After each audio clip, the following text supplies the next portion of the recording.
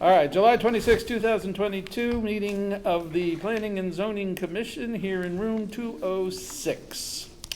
I am George Riley, acting as chair in the absence of the chairman, who is due in the next few minutes. In the meantime, let us take care of the first item on the docket, which is the continuation of the public hearing regarding coastal site plan review number 371, flood damage prevention application number 433, Charles and Kristen Collier of 65 Pear Tree Point Road. Do I need to read the whole thing? No, we've done that before. Mr. Gleason is here representing the applicant. Sir, where are we? We continued it because we hadn't received a approval from the Zoning Board of Appeals, which happened the night after last week's Tuesday hearing. We got the approval. It's part of the record. I think you can close the hearing now and hopefully make a decision sometime in September. Excellent. Thank you. I think we all received a copy of that resolution, which was nice, clean, and simple. So do I hear a motion to close this application? Thank you, Mr. Ball, and seconded. Thank you very much. And any further comment? And all in favor of closing, please indicate by raising your hand. That was unanimous. Thank you. All right, then. The second item on the docket is the coastal site plan review number 146-C, flood damage prevention application number 147C, DCC Revocable Family Trust, 29 Brush Island Road. A proposal to construct an elevated terrace and new replacement pool at the rear of the residence, construct several minor additions to the north side of the residence, modify the front steps, and to perform related site development activities within regulated areas, including burying a propane tank. The .86 plus or minus acre subject property is located on the north side of Brush Island Road at its terminus, approximately 0.26 miles north of the intersection with Nearwater Lane, and is shown on Assessor's map number 56 as lot number 15 in the R1 zone. Mr. Gleason, representing the applicant? We're going to ask that it be continued. I think Jeremy and I talked about a date in October. Tuesday, October 11th. Give Wilder time. They've got to pursue approvals from the EPC. The meeting Tuesday the 11th would be at 7:30 p.m. I'm just confirming that it would be in room 206 of Town Hall. Very good. Okay. Thank you, Mr. Gleason. The third item on our docket is a coastal site plan review number 370, flood damage prevention application number 432, land filling and regrading application number 532, the estate of Peter Ames Goodhue, trustee et al., 25 Harbor Road, a proposal to raise the existing residence to the foundation and to construct a new single-family dwelling with minor additions atop the existing foundation, construction of elevated patio and hardscape areas at the rear of the residence, including construction of a series of terraced retaining walls, expand the driveway area, and to perform related site development activities within regulated areas, including regrading of the property and installation of stormwater management. The 1 plus or minus acre subject property is located on the east side of Harbor Road, approximately 600 feet south of its intersection with Rings End Road, and is shown as Assessor's map number 51 as lot 9 in the R1 zone. Mr. Ginsburg, any comment? Sure. This, as the notice mentions, this is work on a coastal property. Some of the work is in the flood zone as well, and there's some regrading for the backyard. Currently, the backyard is sloping and a little rocky. You'll see in the proposed plans to level out the yard a little more with a series of 4 different retaining walls. Harry Rocheville from McCord Engineering is here to explain more of the proposal. You have received in your packets comments from the state of Connecticut DEEP, who submitted comments dated July 25th, which is now in the form of a checklist. Correct, Harry? So it's a little different in terms of what they're sending to the commission. We'll talk a little bit more about that later tonight. But they had some comments about the project, but said generally consistent with modifications or conditions. That's the comments coming out of DEEP dated July 21st. And they also sent, there was comments received from Darren Ostafine in the Public Works Department. As I mentioned, Harry Rocheville from the Court Engineering is here to walk you through a little bit of what's going on with this application in terms of coastal impacts, work in flood zone, et cetera. Good, okay, thank you. Then Mr. Rocheville, right? That's Can you spell correct. your last Okay. name for me, please? Sure. R-O-C-H-E, V as in Victor, I-L-L-E. Thank you so much. Again, Harry Rocheville, professional engineer, state of Connecticut with McCord Engineering, represent the applicant. Property here is 25 Harbor Road. It's on the east side of Harbor Road, directly on the coast right here. It is in the FEMA flood zone AE, flood zone elevation 14, shown by this yellow line here. The yellow line also essentially doubles as, if you've been to the site, an area where it steeply drops off to the water. That consists of a vegetated buffer. Everything up gradient of that line is lawn and also pretty well sloped. Not as steep as the drop off, but it is very well sloped, as Jeremy pointed out, with some rocky outcroppings throughout and a chunk of ledge over here. Front yard is generally flat, all sort of sloping down to the driveway over here. We do not have topography in that area as it wasn't a portion of the project, but the town GIS does show that. There's currently a single-family residence on the property. The driveway access here to a garage on the side. It is connected to sanitary sewer now, directly out to Harper Road, and it is on town water.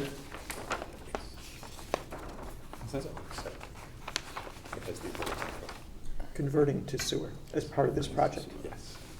Okay. Also an elevated deck in the back here. All runoff does drain down to the coast.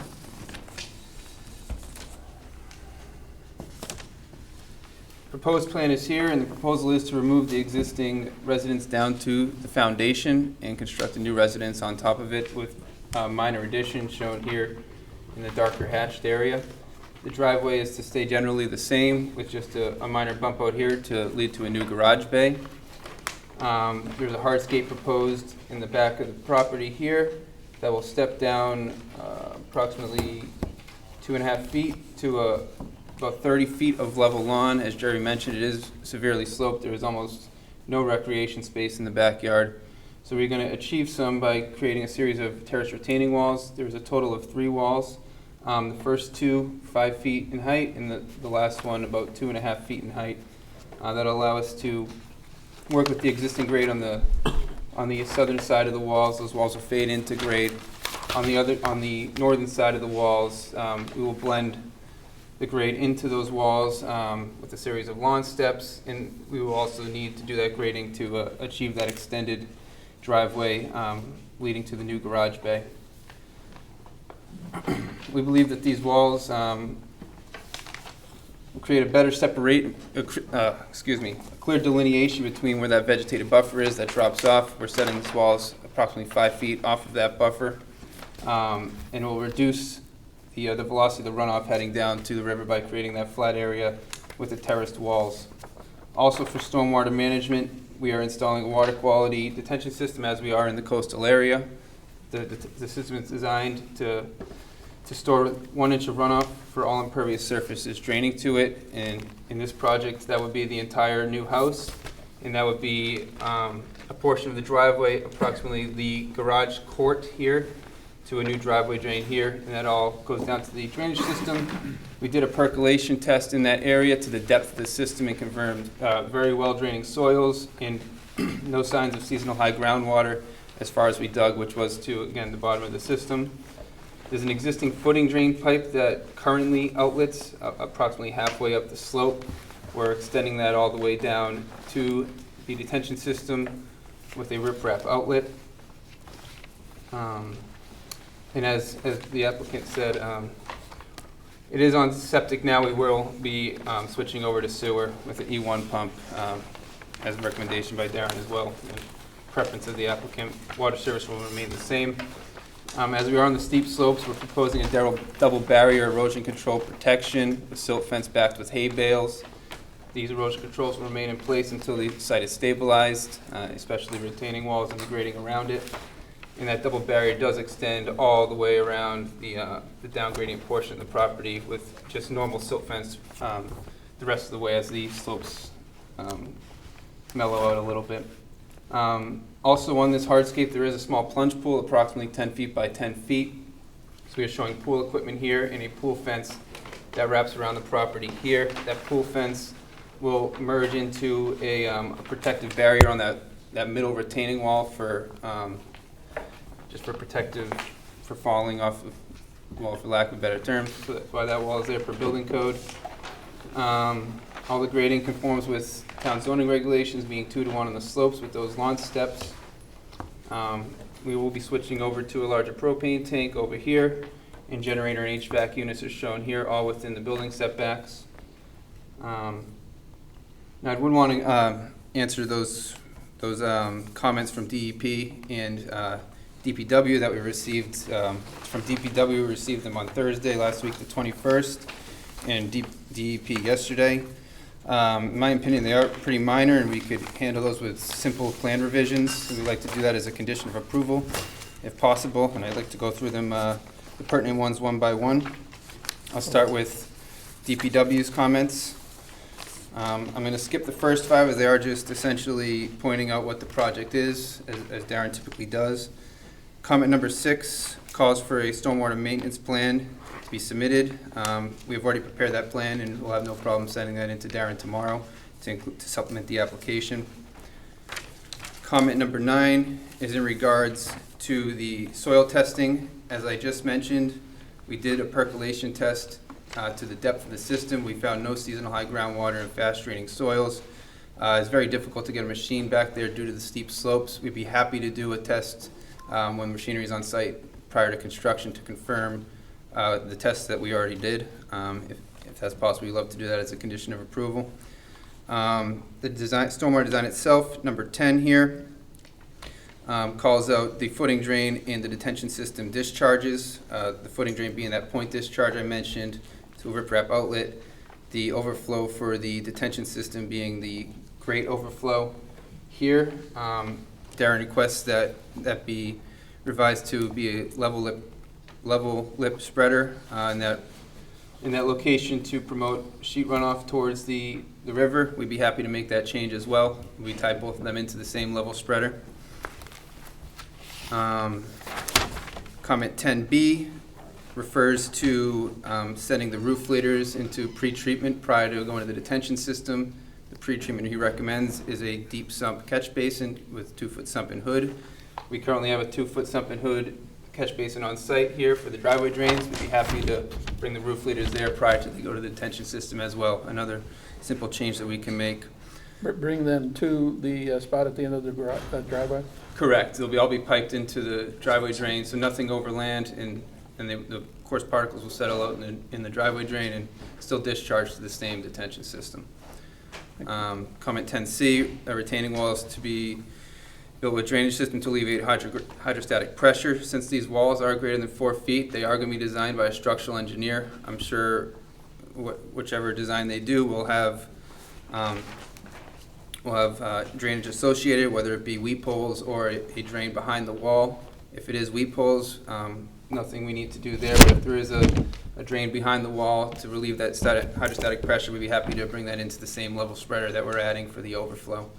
There shouldn't be too much runoff there as it is all fill. It's probably going to be pretty well landscaped between those walls. And then comment number 11 is to submit the DCIA form for direct connect impervious area. We submitted that form today, so that comment's taken care of. No issues with Darren on that. What was the additional or reduction in impervious? No net increase. No increase. Since everything either currently runs off through the lawn or now will be run off through the detention system and over the lawn. So there's no direct connected impervious surfaces now or will be proposed. Okay, thanks. No problem. Now I'll move over to the DEP comments.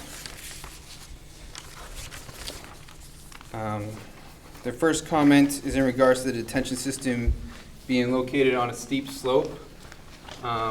Where the backyard is very steep slope, but we did find a spot in the lower corner that is very moderately sloped. It's essentially the only flat area down there.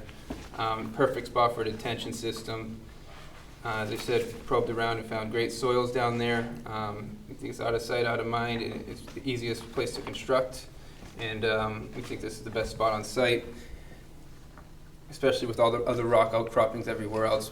We weren't positive we find better draining soils over there, and it would be very difficult to construct on those steep slopes. They recommended the front yard. The front yard is all up gradient of the proposed conditions in house and driveway, so we wouldn't be able to get any gravity flow to a detention system in the front yard. Also rocking the front yard as well. They had a comment in regards to the percolation test that we ran being fast, and they specify it was 10.5 inches per hour, and that the stormwater quality manual of the state of Connecticut has a maximum rate of 5 inches per hour. That is true, but they say if it's over 5 inches an hour, just to have that pre-treatment before it enters the detention system, which again we will be doing with the deep sump catch basin, which is a satisfactory means of pre-treatment in the stormwater quality manual. The second comment is in regards to that same riprap outlet we just spoke about for the detention system and footing drains. We satisfy that. They have the same comment as Darien, that they would prefer that be a level lip spreader to reduce erosion and sedimentation over time. So we're already satisfying that comment as well with the by satisfying DPW's comments.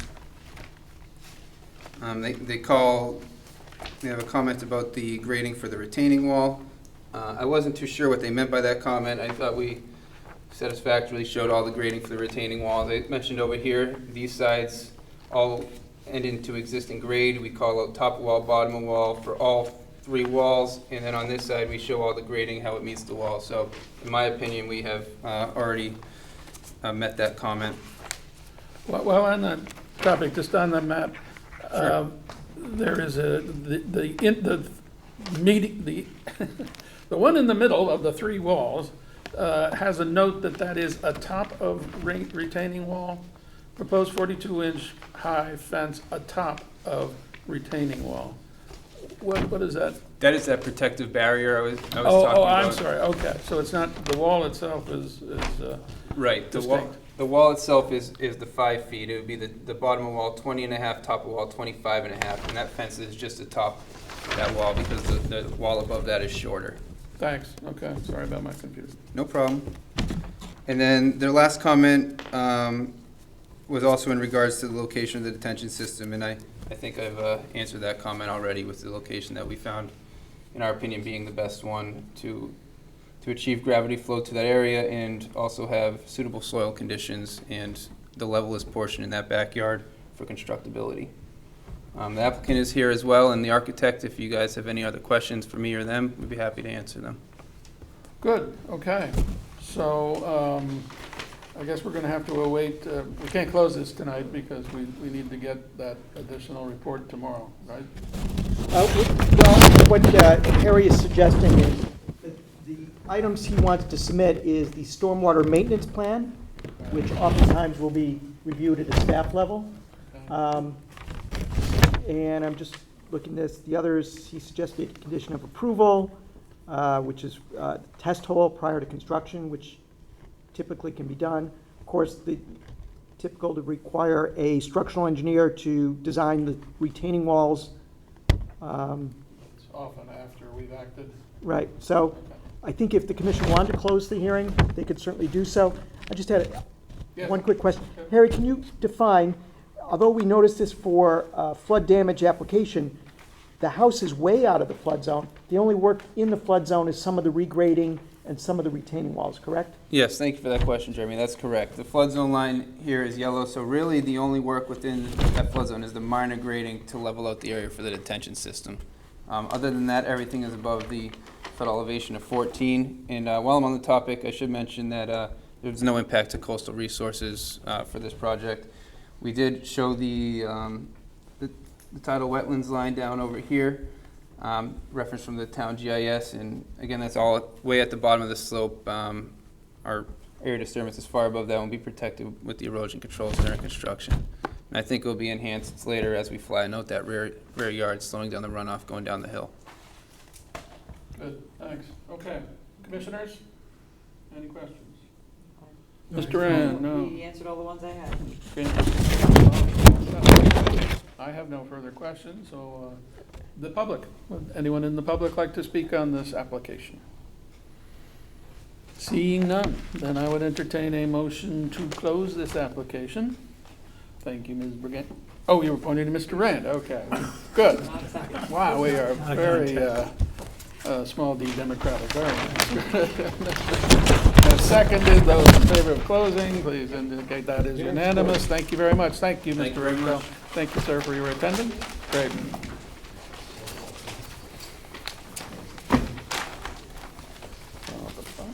Okay.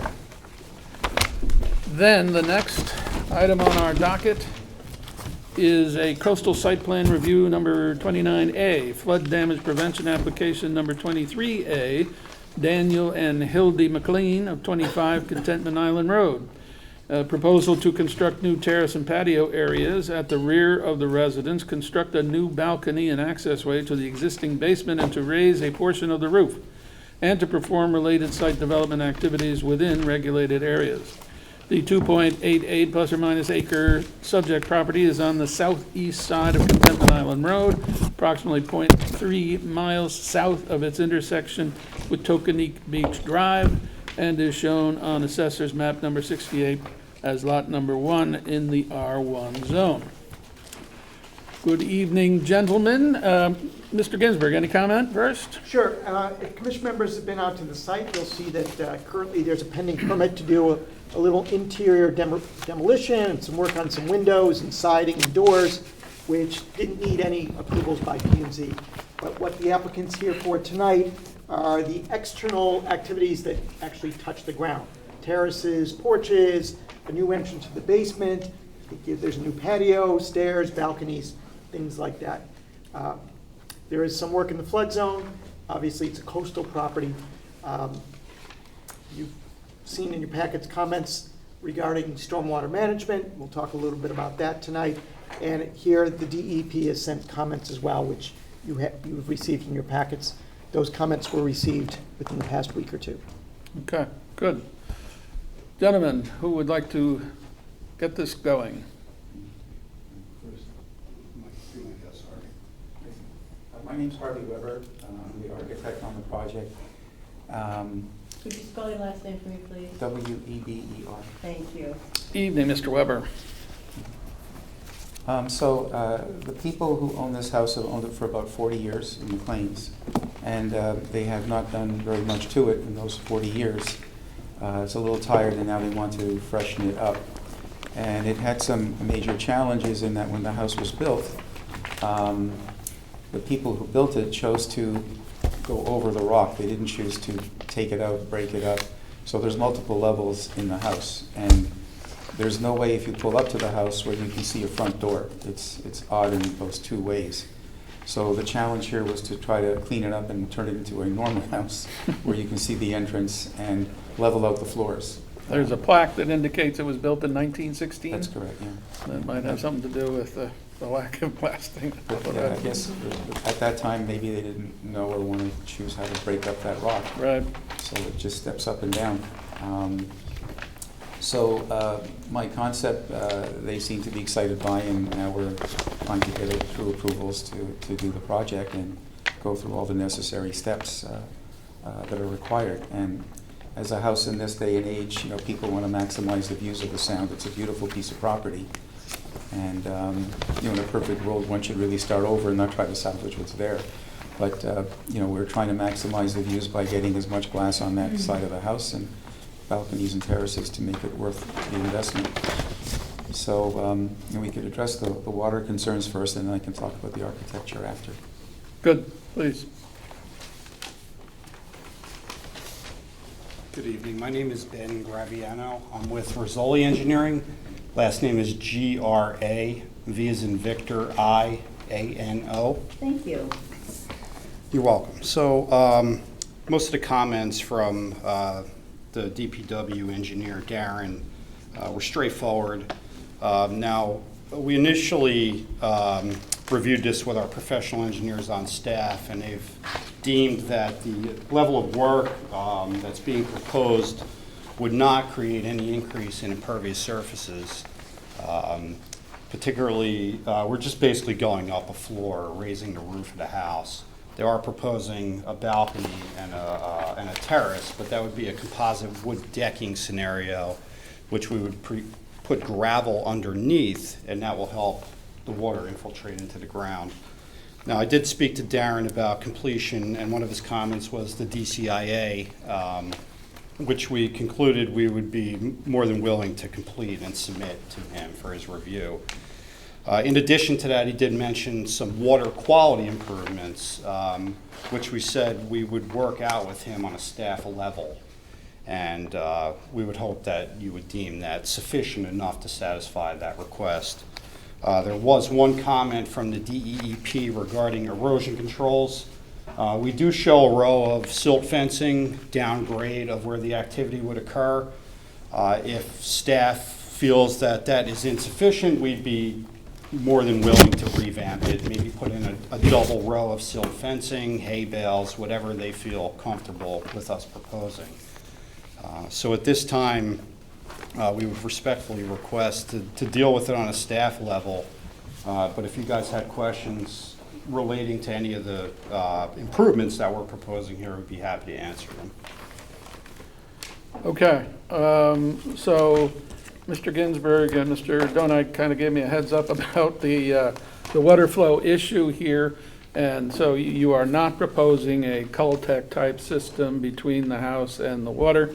There is not a whole lot of territory between those two. I don't know what it is. Is it 20 feet, 30 feet, something of that sort maybe? Well, correct, yeah. There's not a lot of, we'll call it territory, and we didn't really see a negative impact based on the level of work we're doing because we're really not expanding outside of the existing footprint of the dwelling. Now, I did speak with Darren Right. From DPW regarding the potential to collect some of the roof water and put it into some sort of detention system. What we are also proposing is a second phase to this project that is outside the coastal review zone, which the clients would like to, as Mr. Weber mentioned, there's really no access into the front of the house, so they would like a secondary driveway that pulls up to a motor court in the front. There, we know we'll be designing a fair level of drainage improvements, so that's when we'll get into soil testing, detention system design, and the clients would also like to revamp the septic system. So there's a whole ton of work going on here. I know that's outside of this application, but our professional engineers felt that by a simple disconnection of roof leaders, we could satisfy that stormwater requirement or the DCIA fulfillment. How long do you suppose it will be before you come back with another application? Well, I'm not sure the planning commission, I don't know if that's under your jurisdiction, but we would be Yeah. back probably within a month or so. I mean, we want to yeah. get going on that pretty quickly. Oh, okay. And I explained that to Darren that, we could submit we'll say an all-inclusive plan of all the work to be done so we can kind of incorporate this scope into that. So I would say by the end of next month, we would have that design prepared. So you're going ahead with that as your next Yeah, the phase, intent okay. to come before you tonight was because that's what's within the coastal review zone. The additional work I'm talking about now is outside the 100-foot review zone. Okay. So it's really just a proposed driveway, drainage system, and septic. Okay. The strategy here was to try to get an approval from P&Z so they can keep going on the work on the house. The reality is you won't be getting any decision by us until September Understood. at least, I would think. So is this, Jeremy, Yeah, you I think the guess- most economical way to do Yeah, this? in terms of, let me ask you this, Dan. In terms of, the house is now entirely out of the flood zone as a result of the letter of map revision done a Correct. few years ago. Is there any blasting or hole ramming required as part of, I'll call it, this phase of the project? No. The setback line for the Step up house. to the microphone, please. Sure. Thank you. When we started the project, there's a 100-foot setback line that runs right through the house. So what we're talking about tonight is within that 100-foot. And what we're trying to do when we come back the next time will be on the other side, beyond the 100-foot setback line. Right. still potentially subject to Yes. commission review and things Absolutely. like that. Yeah. So, but that aspect might, if you're gonna redesign, and that would likely have some blasting associated with it, Right. that, That We could don't know. potentially. Right now, it's coming apart. The rocks are just sort of, they're breaking it up. But we don't know what will happen as things continue. But that will allow a front door on the front of the house. Whether that court gets put in or not, we're still planning on keeping it that way. It's all a matter of whether someone has to walk up 20 steps to get to the front door. Does that process make sense to you? Would it be appropriate with a severe pitch change in the roof to look at water changes, even though there's not a whole lot of impervious surface changes?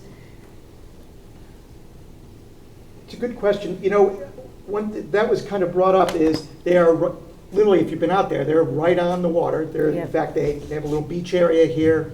And so everything that runs off the house float, and maybe the architect can help us. The gutters now, where do they outflow to? They go subsurface. My guess would be into a dry well. I'm not sure. I mean, the house is so old. They go Maclean would subsurface. know. As part of the DCIA or exemption request process, we would disconnect those roof leaders and just let it sheet flow. That would be one item. Another thing I discussed with Darren was to potentially collect some of the driveway water. His concern would be more with driveway water than roof water. So if we had to collect some type of water, that's where he would like to see it. And we told him we would explore that option with him. We, obviously, from a professional engineering standpoint, no increase in impervious coverage. We're not trying to do nothing here. We told Darren that we would work with them and come up with a solution that would be acceptable to him, that would benefit the property in the best way. Does that resolve your pitch issue, though? The what- pitch would change the velocity, but not the... Yeah, I guess my observation is that it's hard to see the effect in totality when we're seeing piecemeal elements of this. So I'm just curious if that's anybody else's impression on the project and the approach. Fair enough. Yeah, I have to say, I think we're used to seeing the full project, so that we know what implicates what. And, but I don't want to make your life more difficult necessarily. We just need to know what we're dealing with. I know our client would agree to some sort of stormwater remedy, we'll call it, on the property. Our opinion is that we would be able to handle that at a staff level with the DPW, with Darren, and come up with a viable solution that everybody's happy with, the client's happy, the town's happy, and it benefits the property and the Long Island Sound at the end of the day, and has no adverse impact on neighboring properties. I mean, that's our end goal. But again, we would respectfully request to handle that at a staff level. If you guys had any additional concerns, and again, we'll come forward with an application for the driveway work in a future date. It's just, again, I know it's not part of this application tonight. That seems to me the important issue. You shouldn't be relying on the staff to develop these plans for you or Understood. tell you what really ought to happen. I think their role is to react to what you submit to them. so. Exactly, yeah, so we'll come forward with a full-blown, test holes, percolation test, drainage design, a revamped site plan for what we'll call phase 2 of this project. And then at that point in time, it makes sense to accommodate any concerns from this portion of it. Okay. Other questions? Mr. Ball? Good, thank you. Mr. Ganzi? Mr. Rand? No, sir. Okay, anything else? Okay, Mr. Weber, did you want to describe to us a little more of the detail of what you're creating? I'll address the roof pitch first. Could you go to the microphone, please? Thank I'm you. happy to have the chairman take the baton anymore.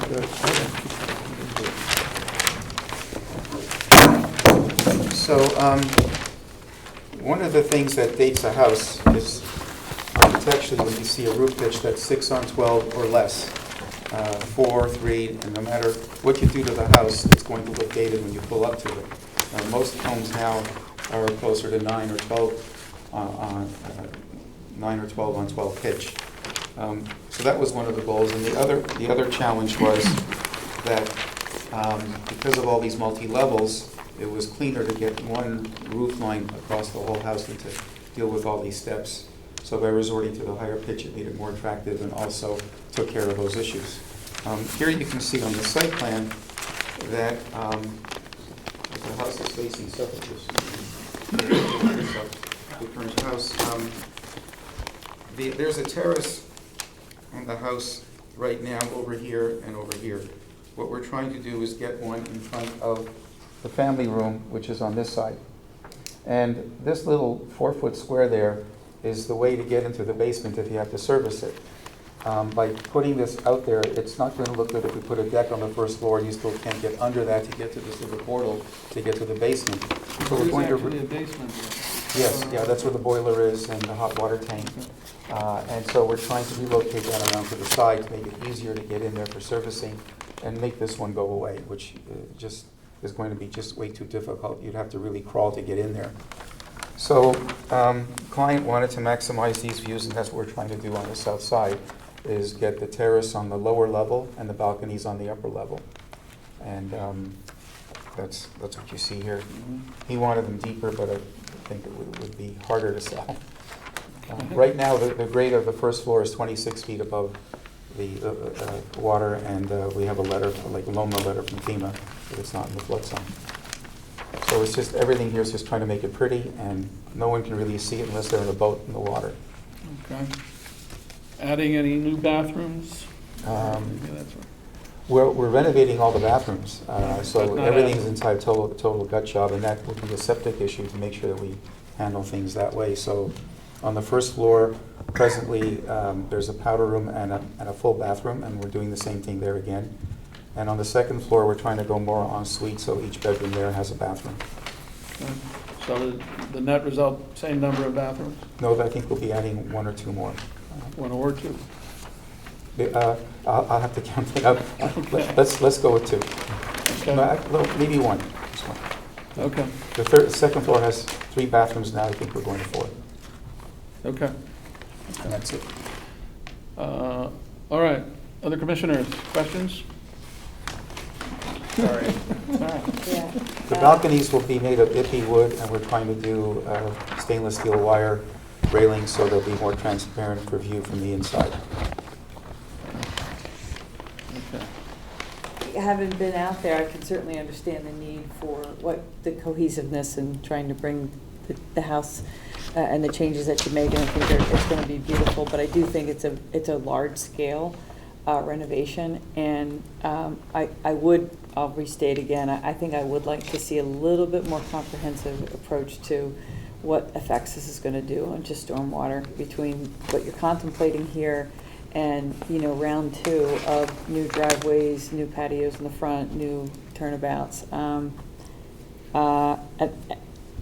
I don't, the sequencing of that, whether that's we hold out just for that check. I don't know the process as the newbie on the board, but that's just my concern is, this level of renovation, I think that's a reasonable requirement.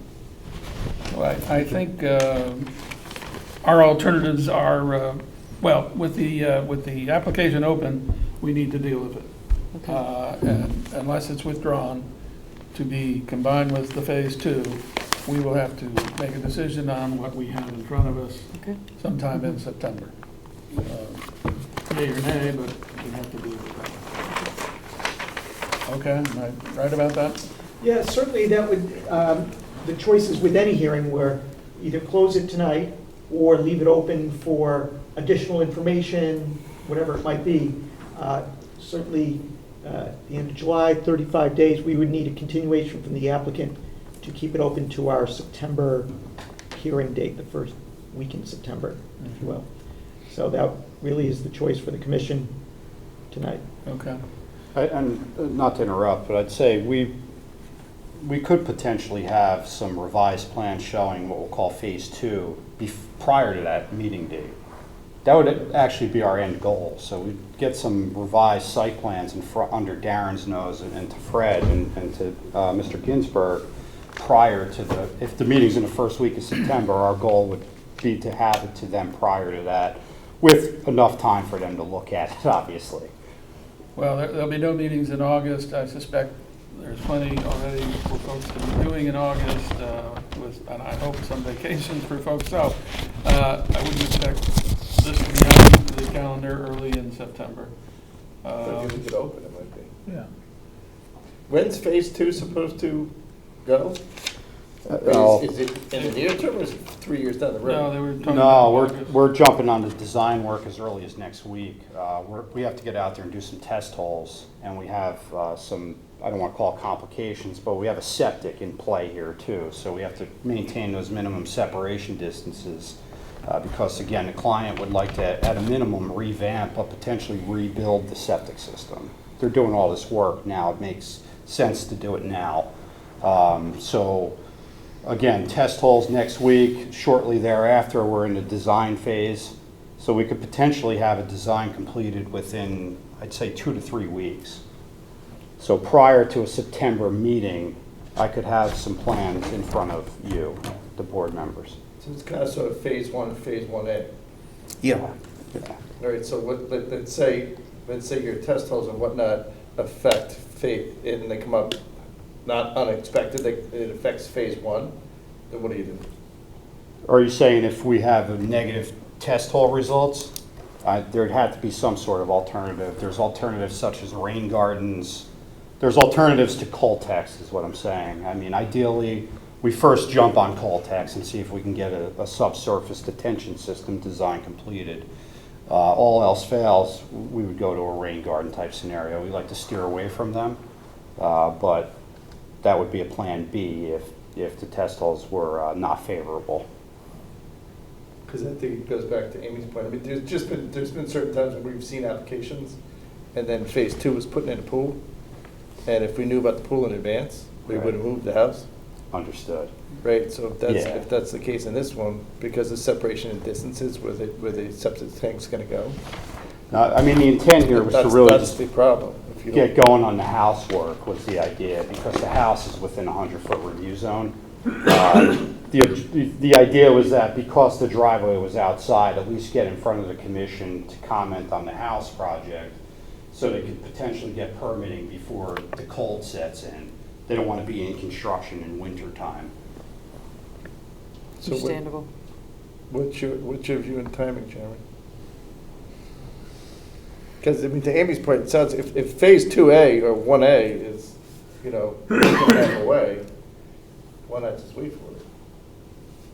Right, that would be one argument, is it allows them to look at the drainage holistically with the Correct. driveway, the blasting, the septic, all that.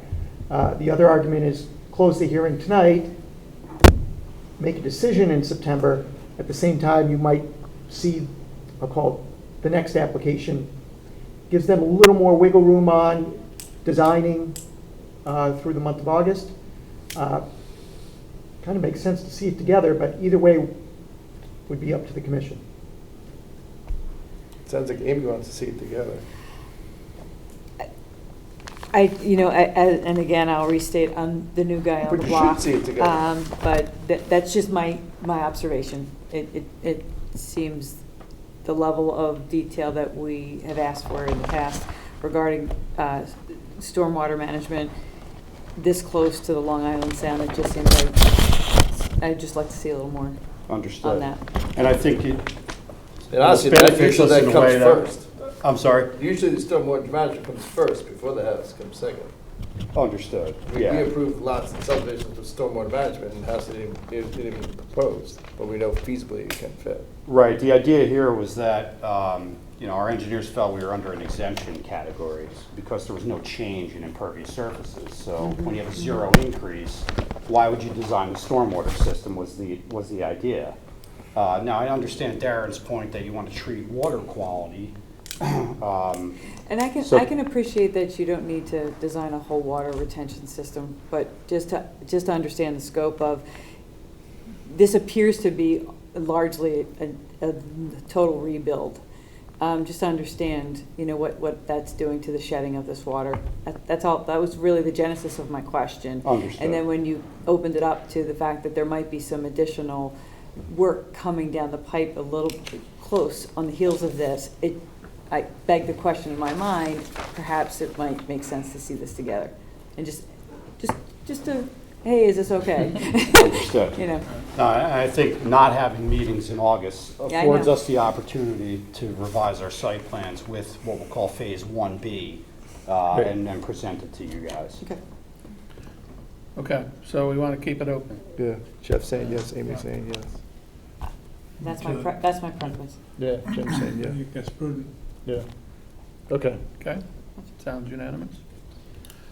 Anything else you folks wanted to provide to us tonight? That's it. Thank you for your Okay, time. thank you. Thank you. Commission's inclined to continue this to Tuesday, September 6th, 7:30 PM in room 206. Thank you. Give me number 2 on the docket, probably. Okay, sounds good. Thanks. Thank you. All right, Mr. Chairman, the baton is yours. Okay, and so we are at coastal site plan review number 68A, Damian, Ridealgh, and Erin. That's a tough one for you. Moennich at 25 Tokeneke Trail. Yes. Proposal to construct a 1,538 plus or minus square foot addition to the north side of the residence, reconfigure the driveway, and construct retaining walls, new steps, and a walkway at the front side of the house, and perform related site development activities within regulated areas, including the installation of a new septic system. The 0.58 plus or minus acres subject property is located on the south side of Tokeneke Trail, approximately 0.25 miles west of its intersection of Renshaw Road, and is shown on Assessor's map number 69 as lot 39, located in the R1 zone. Chairman, what do we got? This is an existing property on the water as well. Attorney Wilder Gleason's here. What's interesting about this is they're adding on to an existing house, and the addition actually, even though it's at a lower level, increases the building height, so they needed a variance from the Zoning Board of Appeals, and that was received, and a copy of that is in your packets. During the past week to 10 days, we've received letters from Darien Town Clerk at DPW and State of Connecticut DEEP, both of which are also in your packets. As I said, this is additions and alterations, again, a property on the water, septic system improvements here as well, and actually a decrease in impervious surface. Overall, they're removing some driveway areas, some other paved areas as part of this. So Attorney Wilder Gleason and his team are here to describe the application. Wilder, welcome. Thank you. Wilder Gleason Law. I'm here with Craig Flaherty, our engineer. This property is not where the red dot is. It's really, I'm putting my cursor on it, it's this long, narrow property. It was purchased in December 2021. The house was built in 1910, 15 years before zoning was adopted. And it's on a rock ledge far above the grades. It's a long, narrow house, and it is like a train. You go from room to room to room because it's narrow and it's long. And it has spectacular views of Long Island Sound off the south side. So, this is the view from the driveway up. You see the garage on the right, and further back there's this turret that is a very distinctive feature in the design. The driveway goes around, and it's a driveway shared with a neighbor. And when you look at the garage from the side in picture image B, these are two-sided submissions that I gave you, so if You you're got it right looking at behind there. your head, too, so. You have the garage here, and then there's a fairly significant distance between the north side of the house, and the driveway turnaround goes around. And looking at the next picture, this is where the proposed addition is. And we're entirely out of a flood zone here. We're up at elevation, the first floor is at elevation 28, and we're at elevation 18 or so at the ground level where the garage would be located, where my cursor is in this image C. This is a view from the driveway, image D, from the drive to the water. We're going to be putting a new septic system in here. The existing system is 112 years old. Wow, it's older than you. It's a lot older than I am. And it's barely functioning. And that was one of the issues when we bought the house, and the owner, current owner, bought it and said, I'll put the new septic system in. And Craig's firm has designed that. This is the view from the dock looking up at the house. You can see it looks like a castle almost, with this huge terrace outside. There are tidal wetlands around here. These are the coastal resources that are part of the CAM approval we're seeking, but you can see they're far away where all the activity is. We're on the other side of the cliff and way up the hill.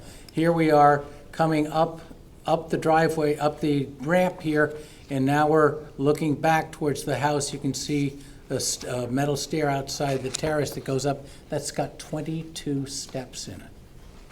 It's a long way up to the terrace. There will be a new septic installed in this area where my cursor is here. The existing house is on a 0.585 acre lot in a 1 acre zone. We share a driveway with the next door neighbor, the Maybells. The Maybells have written a letter of support. We have a separate 2-car garage here with guest quarters above, and here's the main house. We are proposing, and the issue here is there's a 100-foot CAM jurisdiction line, which is this curve that you see here. And most of our garage addition is outside of that. That's at this end. It's a one bedroom addition on the main floor and a 2-car garage below with some connecting space, which will improve circulation and flow and provide safety, because frankly, when it's in March, when it's slick, coming from this garage and climbing up the stairs to the house is a safety concern. So that's one of the things that's been driving this design. This driveway is going to get reconfigured, and we show that here. There's the 2-story addition called out here. It's 1,538 square feet. There's a new septic in the yard that's in this area. We are reconfiguring the driveway by removing the turnaround and making it more sort of an L. There is an HVAC compressor on the back on what is the west side that is 24 feet from the property line, and it needs to be 25. We're going to fix that. Everything that we're doing is on this side of the house. You can see we're on the east and north side of the house, away from where the coastal resources are located at the edge of Scotts Cove. So we're way away from them. The house design, this is the addition of the house that we're talking about. It's a 2-car garage down below with corridor space to connect to the existing circulation up. There is a nanny's bedroom, bath, and laundry in the 2nd floor of that addition. There's basically no change to the we already have approval for the master bedroom addition that's shown here.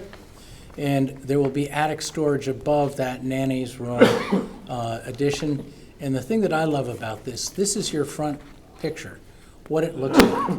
And this is the addition, and Dan Conlon, the architect, has just continued this line down here, and it makes the house, this addition blends in so well with the house. It looks like it was just part of the original design.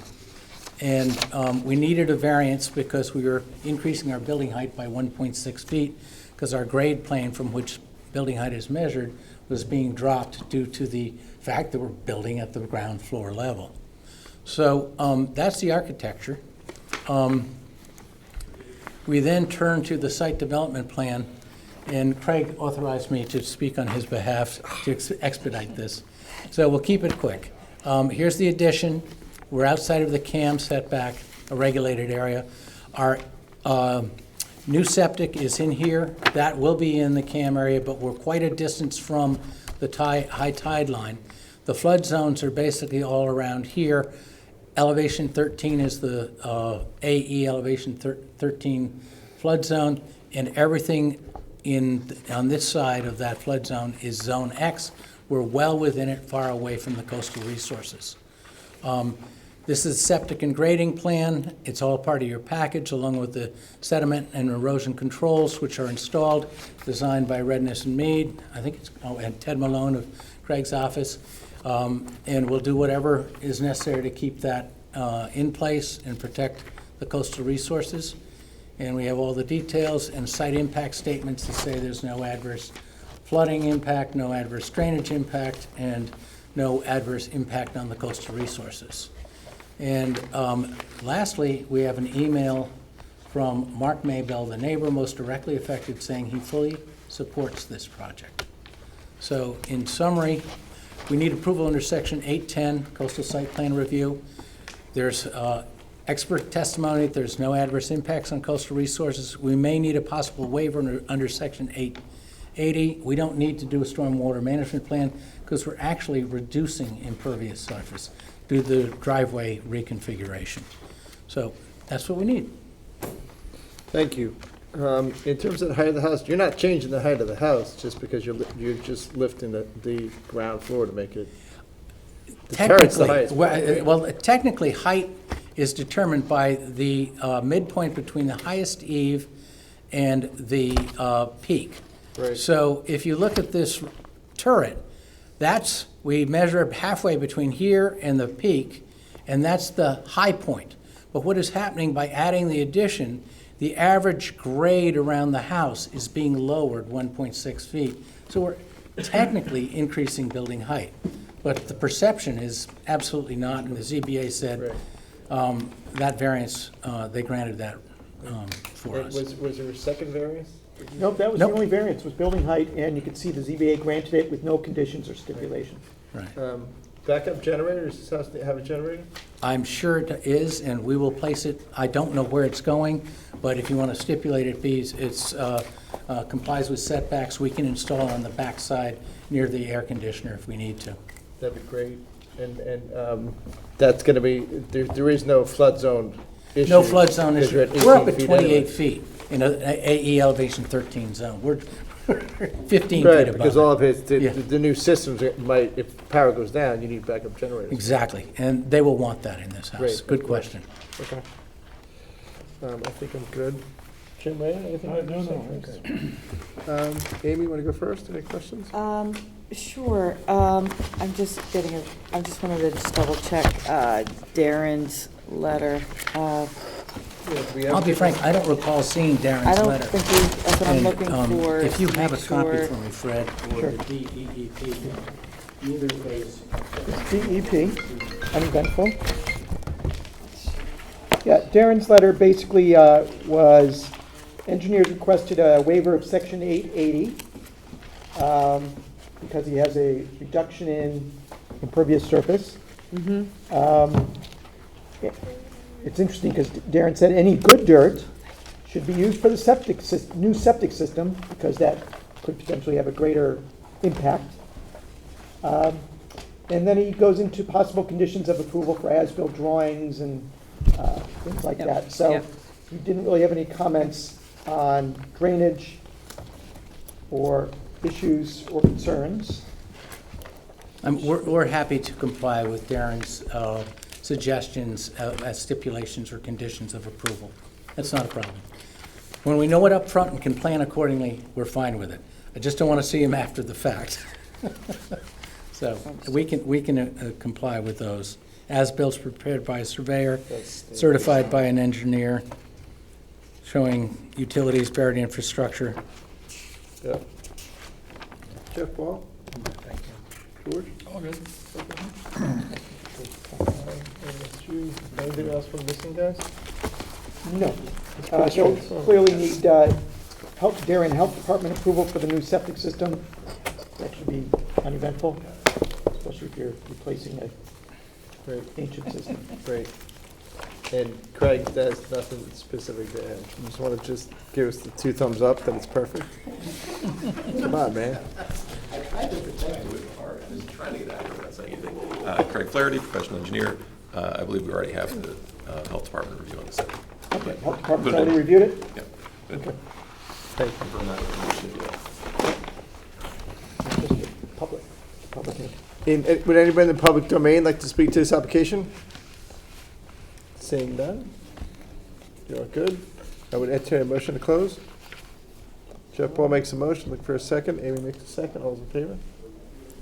Thanks, Martha. Thank you. Thank you. I'd give us a couple weeks on this one. It's not because it takes long, it's just because there's a lot of stuff. There's a lot of stuff on the plate right now. Thank you. Okay, thank you, sir.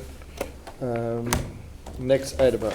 Craig, Next I just- item is public hearing regarding Town of Darien Affordable Housing Plan prepared pursuant to Connecticut General Statute 8-30J.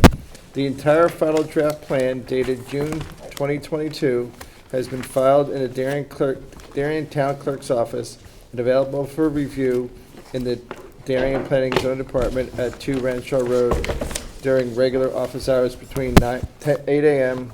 and 5:15 p.m. Monday through Thursday. The draft plan has also been posted to the town website at www.dariencT.gov/AHplan. Comments can be submitted in writing to DarienPZC@DarienCT.gov or at the public hearing. We have Dave Keating here tonight, who is our outside consultant working on the affordable housing plan. Everyone should have gotten a full copy of the affordable housing plan in your packet over the weekend. It's also actually been sitting in the planning and zoning office since the middle of June, if you want to pick it up in advance, which I did. We went through this document chapter by chapter as it was written. We followed the same exact process that we did for the town plan of conservation development, where we went chapter by chapter. We didn't necessarily go in order of 1, 2, 3, 4, 5, 6, but we went in order and went over them. So 99.9% of the comments that we all gave to the actual drafters or authors of the document was incorporated in this comprehensive document, including the table of contents. What they did on this now is there's more graphics and pictures and whatnot. We are one of the only towns, or one of the minority of towns that are having a public hearing on our affordable housing plan. That's why we quote-unquote delayed it for a little bit, because we wanted a public hearing to hear from the public. Dave is here tonight to walk us through it, and we welcome the public. Any comments? I did get a note from our first selectman, Monica McNally. She planned to be here tonight and give public testimony. She has fallen ill and cannot be here tonight. So I don't know if she sent it. She did send an email, which I emailed to the commission members, just a brief email, which I don't know if I printed out or emailed it to you all, which I could, once Dave makes his presentation, I can read it to you. And then we did get other written correspondence earlier today, which is right on the desk in front of you from Yvonne Klein. So Okay. Is I that think the only, I didn't check any emails So today. those are the only written comments we've received thus far. I know there's a number of members of the audience here wishing to comment. So I think what we were envisioning is Dave giving a very brief summary, quick PowerPoint, talk a little bit about the plan, some of the highlights, and then we can quickly run through the comments from Monica McNally, Yvonne Klein, and then open it up to the public. And any other commission, when do you want to do commissioners before? Sure. In case anybody has, choice. if they read the whole thing. Okay. Dave, take it away, sir. Thank you for coming. Thank you. Dave Keating, land use consultant. I will go through it very quickly. There are 6 chapters in the Affordable Housing Plan. They are the community value statement and goals. 2nd chapter is the history of housing in Darien. 3rd chapter is the housing needs assessment. 4th chapter is the land use and zoning assessment. 5th chapter is the plan principles and goals. And the final chapter is the strategies and actions for implementation. I just pulled out a few highlights from each chapter. I'll go through those really quickly rather than repeat everything that you read or that the public has had access. You don't have to rush. You've got, Okay. this is a really important document. The last time it was done was about 20 years ago. So I don't, if you need, you get all the time you want. Okay. So chapter 1 is the community values and statements and goals. The primary purpose, primary goal is to continue to maintain the character of Darien as a residential community, which is primarily comprised of lower density, single-family neighborhoods with higher densities in and near the downtown Darien and Norotan Heights business districts and train stations. And the second main statement of value and goal would be to seek to provide a range of housing types and densities to meet the broad array of housing needs. The history of housing in Darien chapter.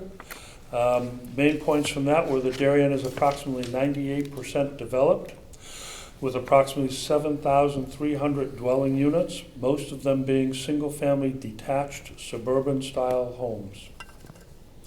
The Darien Housing Authority now provides 161 of the 224 affordable housing units in town, and those are the affordable deed-restricted housing units that comply with Section 8-30G. Private developments such as Avalon Darien and Garden Homes and Clock Hill Homes and Pemberton 16 provide the balance of those affordable units. Approved developments such as Darien Commons, Norotan Heights Shopping Center, and Corbin District redevelopment will provide an additional 36 affordable housing units. And Darien has obtained 2 moratoria under Section 8-30G of the Connecticut General Statutes, and those were achieved in 2010 and 2016. And the importance of those is that it allows the community to plan for where the housing will take place as opposed to having it dictated by court decisions. Right, that's the biggest and most important thing about a moratorium. That allows you the time to plan for it, and over the past 20 years, we've done a lot of planning. Yep, I believe there's only 3 communities that have obtained 2 moratoria, and Darien is one of those. Thank you. The Housing Needs Assessment, Chapter 3. In 2020, the population of Darien was 21,499, living in 7,278 dwelling units. By 2030, the population projection is to have about 23,000 people in Darien, and the number of persons per dwelling will continue to decrease. The median cost of a dwelling in Darien has more than doubled since 2000 and continues to rise, and it's almost $1.5 million as of this April. 31.7%, or 2,190 of Darien households spend more than 30% of their gross monthly income on housing. And so by state definition, they are cost burdened because they spend more than 30% of their income on housing. And of the renters in town, 57.5% of those renters spend more than 30% of their income on housing. That's how important it is for them to be in Darien. They're willing to spend much more than they, in theory, should be spending.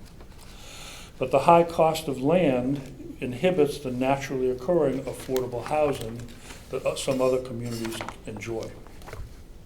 Now, relative to some of those stats, that came from the Westcog? Most of the stats came from Westcog, some from the state. Yep. Chapter 4 is land use and zoning assessment. Changes in the 1980s and 1990s included multifamily housing options in lieu of commercial development along transportation corridors. That was a big change for Darien. Amendments also included things to allow the redevelopment of the Darien Housing Authority properties so that the densities at the old Allen O'Neill project and the Old Town Hall Homes project could virtually double. From 2000 to 2020, there's been a strong focus on deed-restricted affordable housing creation in private developments. Some of that was through rezoning, allowing higher densities. Some of it was through incentives, allowing higher densities as long as some of those additional units were affordable, and some of that was mandatory through inclusionary zoning. So some was through a carrot and some was a stick approach. What year was inclusionary zoning added? It was added right after Kensett 1, correct? It was 2007, but let me check for one All right. second. 2007, sound right? Thereabouts, Yeah. I think so. Since They- 20. All those old dates just 15 kind of years melt ago. together at this point. Hold on one second. Yeah, we- 2009, actually. Okay, and then we upped it again, so that's 12 years It's been ago. modified a number of times. And we upped it again last year. Mhm. Great. And the other zoning thing that we need to implement is to implement the requirements of Public Act 21-29. Some of that's already been started with the minimum apartment size being deleted, parking standards being modified, and accessory dwelling units being incorporated into the regulations as appropriate. Chapter 5 is the plan and principles and goals. In 2022 Affordable Housing Plan is to supplement the principles and goals of the 2016 Plan of Conservation and Development. It's not to replace the Plan of Development. This Affordable Housing Plan is to maintain the residential character of the community and to review and update the residential zoning regulations and continue to diversify the housing portfolio to address the needs of an aging population and other various groups. The next principle and goal would be the amendments are all to be in accordance with the state statutes because Darien gets its authority to regulate local zonings and land use through the state statutes. And in particular, we need to conform with Section 8-30G, which is deed restricted affordable housing, and this Public Act 21-29, which in Public Act 21-29 specifically talks about accessory apartments.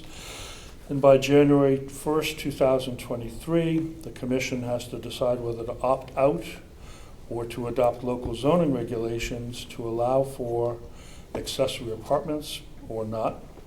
If the town does not take an action to either opt out or adopt local regulations, then the state statutes will govern and they will allow accessory apartments. And the zoning regulations shall address significant disparities in housing needs and assess and access to educational, occupational, and other opportunities, as well as affirmatively further the purposes of the Federal Fair Housing Act, 42 U.S. Code 3601. The strategies and actions for implementation is contained in Chapter 6. And those include amendments to the existing zoning regulations.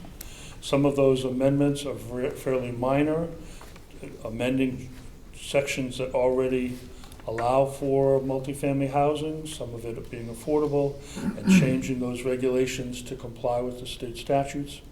And other amendments would include all new zoning districts to allow for and encourage affordable housing.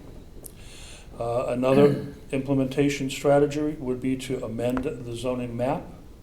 And one thing that the Commission should look into is creating new zones near transportation facilities that will allow affordable housing and affordable housing and multifamily housing in areas that had previously just been single-family residential. Another implementation strategy is regarding accessory dwelling units or accessory apartments, and those regulations have to be adopted by the end of this calendar year, or the Commission has to complete the opt-out process, the opt-out process also includes action by the RTM, so that this Commission is not completely in control of that option. An important strategy would also to be increasing the funding for the Darien Affordable Housing Trust Fund, and there's a number of ways to do that, most of which are not under the control of the Planning and Zoning Commission, so it'll take coordination with the Board of Finance and the RTM and the Board of Selectmen to do that, but it's important to have money in that trust fund so that it can be used to acquire land or to renovate structures and to implement affordable housing programs. And the last item on the list is acquisition of land for affordable housing projects. And we need to create more affordable housing in order to try to earn the next moratoria.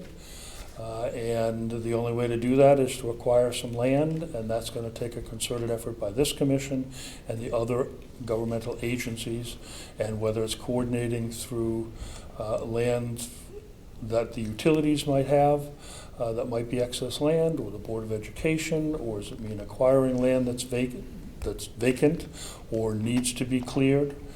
But action needs to be taken to acquire more land to create more affordable housing. So that's just a quick summary. I'll be glad to try to answer any questions you have, but I know you want to hear from the public, and I have a couple questions for you first, if you guys don't mind. A couple things relative to the increasing the housing trust fund and increasing the money that would go to the housing trust fund. Do we know the mechanics how it's supposed to work? Does the P&Z have to make a proposal to the selectmen? Is that what it would start at? I don't it's believe probably there is never a been- mandatory never been done procedure. before. I believe that the Planning and Zoning Commission could do that. I think that the Board of Selectmen could pursue it on their own. I think the RTM could start the action. I don't think that there's a formal 1, 2, 3-step procedure that somebody has to follow. I think it needs to go through all the various boards and commissions to get accomplished, but somebody needs to start the ball rolling, and whether that's the Planning and Zoning Commission or a different group, it doesn't matter who gets it started, but somebody needs to get it started. I mean, we are the Planning and Zoning Commission, so we should plan for it. It's a good question, because I think it depends how that fee, where the money's coming from, whether it's coming from, say, building department fees as part of building permits, or whether it's coming directly as a budget line in the selectmen's annual budget, or whether it's coming through other means. So certainly depending on where it's coming from, could, as Dave acknowledged, trigger different approval process, whether it's Board of Selectmen or Board of Finance or even the RTM. Okay, because what my quick suggestion is to have a public hearing on it as a Planning and Zoning Commission after, I want to say after November, after the elections. And then after that, then if we all decide that's a good thing to do and not really forget, then go to the selectmen and make a presentation to them. I wouldn't do this until something like November. Have you looked at other communities, whether it's nearby or afar, that New Canaan have is huge. done a good job at acquiring, a trust? The one that comes to mind is, like Nantucket Trust. There's a conveyance tax on every real estate transaction that develops their kitty for open conservation. That's, now they're proposing to do that for their affordable housing. Have you aware of I think New communities that Canaan have does done something that? similar to that. It's certainly authorized by the state statutes, and it's, I think, seen by a lot of people as not affecting them, so it's a good thing. The people that do get Tell hit me with more that, about that. What do you mean? people who are taxed don't like the fact that money Yep. is taken from them. Oh, I so think the it's, general public says, well, I'm not buying any land, I'm not selling any So, land. leave it to the new guy. Having it as a conveyance tax means that somebody else is Understood. paying it. Okay. And so I think that there is not much opposition to that until somebody transfers property and somebody then has to write a check to the town clerk and says, really, I didn't know this was. yep. But that has been a very effective way of raising substantial capital. That's, New Canaan, I believe, has done it, and New Canaan is huge. Right, New Canaan, Westport what or they've Fifth? done, right, is they have either a good part of each fee for a building permit, so whether you're building a deck, a shed, a new house, a commercial building, all or part of that money goes back into a fund for affordable housing. And I don't know I'd have to check to see if it's all or part, but they have built up quite an amount of money using that method. And as Dave said, that kind of changes the burden. It's not on the overall taxpayer, it's not part of the town budget, it's part of people who are building, and it's taken out of that. So, as Dave said, one way is through conveyance for the people who are buying and selling properties. Another way is for people who are getting building permits And the third way certainly is, as I said, through the town budget. The other, Greenwich just enacted one, and they followed our plan to some extent, and they also followed Stanford's plan. So those guys, they enacted it, and the way that they designed it, I don't have the super mechanics, is that their fund increases a lot faster than ours does.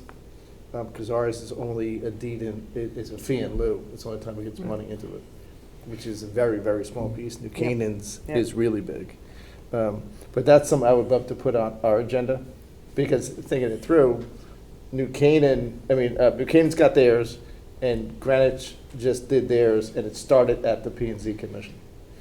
The second item that I'm trying to figure, do we know if there's any state program at this point where they can give us towns their excess land that's either DOT or state or utility or something that's put away? Everyone talks about the right-of-ways for I-95 that went through that they've never used. Like there's a big, huge one that's up in Wilton, Norwalk line where Super 7 was supposed to go. Right.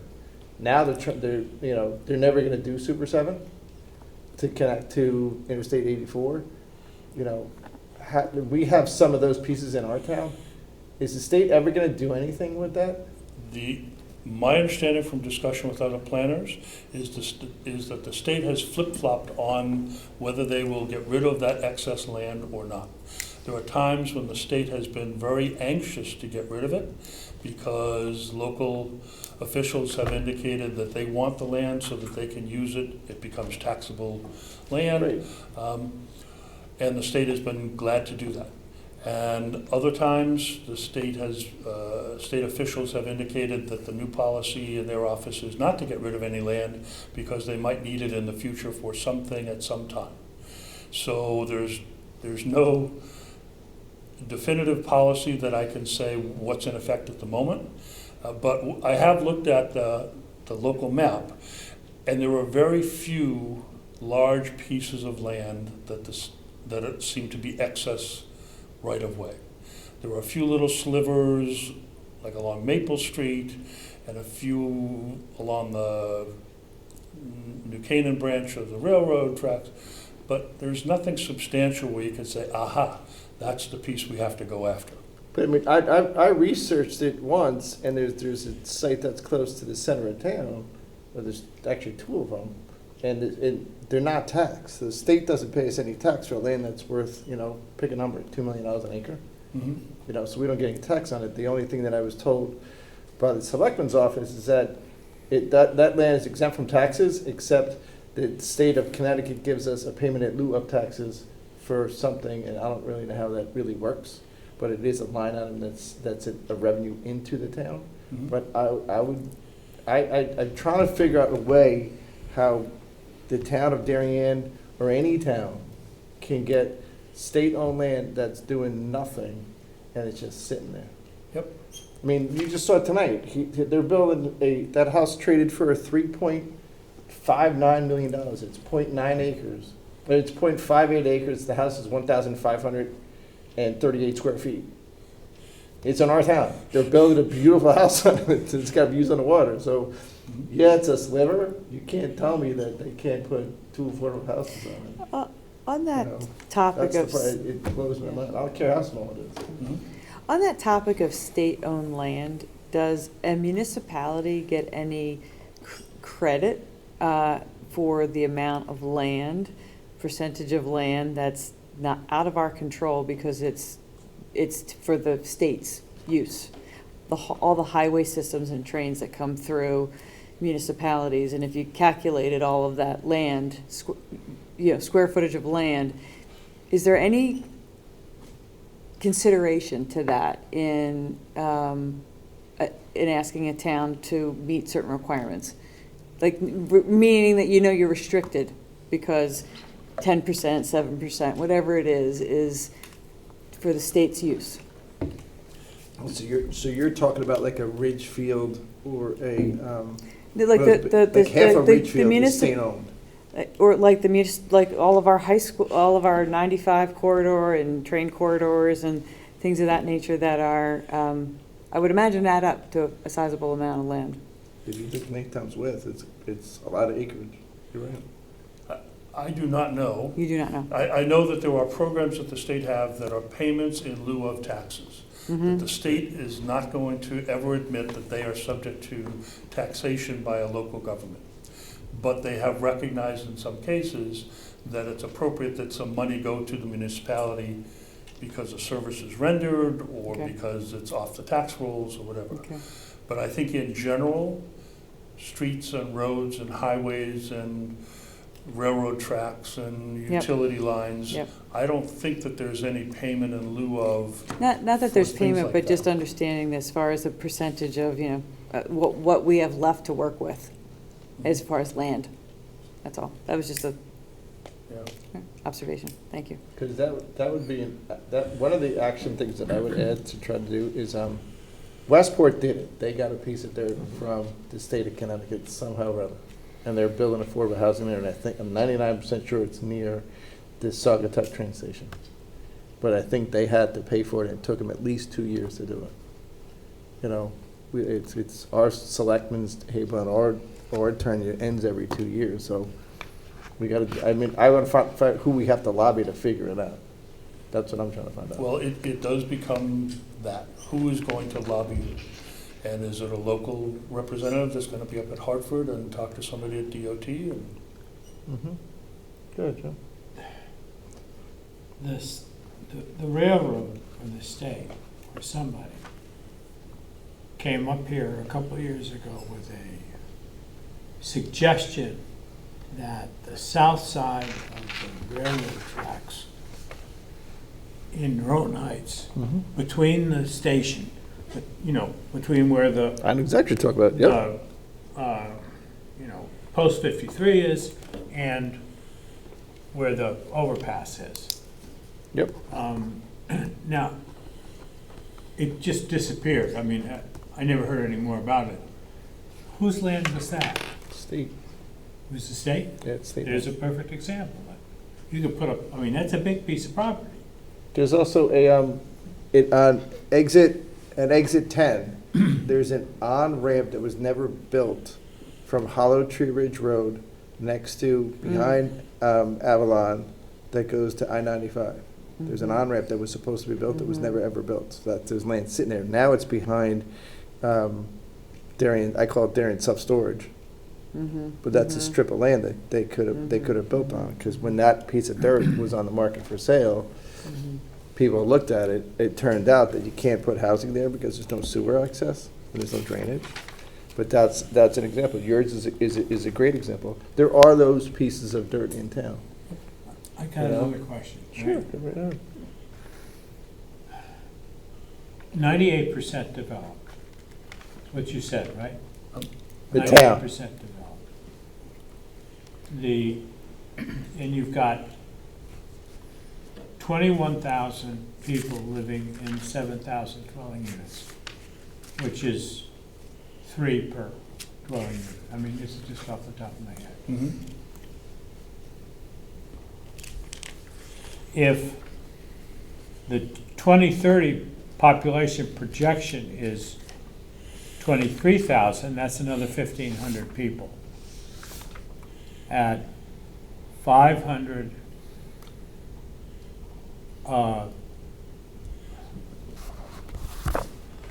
that's more than we got. And it's, we're gonna need 500 more dwelling units. To fit those number of people Yep. and keep it. And per- if the three. number of people per dwelling continue to decrease, we're gonna need more. 600 or 700, yes. Okay, how are you gonna do that in 2% of, there's not enough land here. Right, and it means redevelopment of existing properties. Just as the Allen O'Neill project had, I forget what it was, 70? 53. 53, with the 105. and they doubled to about 105 or 106. And the Old Town Hall homes was 30 and went to 55. Redevelopment means more density and higher density. And the the population projection is not a goal. We're not trying to reach a certain No, I number of people. understand. But You're doing the best, the numbers that you got. yes, Yeah, but where but- are we going to put more housing units? Where are we gonna put them? Yes. I mean, Yep. does that mean that, I can't remember what they call it, but the old Oxford Hunt Club, Town owns it. it's a sitting duck. And so is Ziegler. Well, when Stop and Shop was at its Heights Road facility, there were 0 housing units.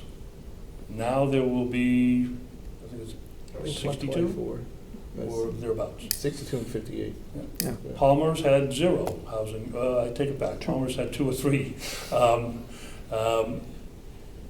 So I'm thinking, one shopping center, another shopping center? Where's another shopping center in Darien? Goodhue Shopping Center. It's been that way since the 1940s or 50s. It got redeveloped in the 1980s or 90s with new landscaping and so forth. That's the next possible location. Retail businesses are not what they were 30 years ago. That's out of the P&Z's control, though. I mean, it's zoned Yeah. for something. Yeah. That's how we can do it. In those, as far as a private developer, we can influence the zoning that's allowed and the density that's allowed. But for the town to control something and purchase something Right. with a mind for our own plan, that requires funds, and which Yeah. is back to our earlier, the Question. market is, as we've noticed, doesn't sit around and wait. Doesn't give you the luxury of time. Most markets don't give you the luxury of time. Well, let's open up to That's the an public, important and part. if anybody else Yep. has a question, it is a public hearing. Okay? Yeah. Would anybody like to speak at the public hearing tonight, this evening? Mrs. Stevenson, welcome.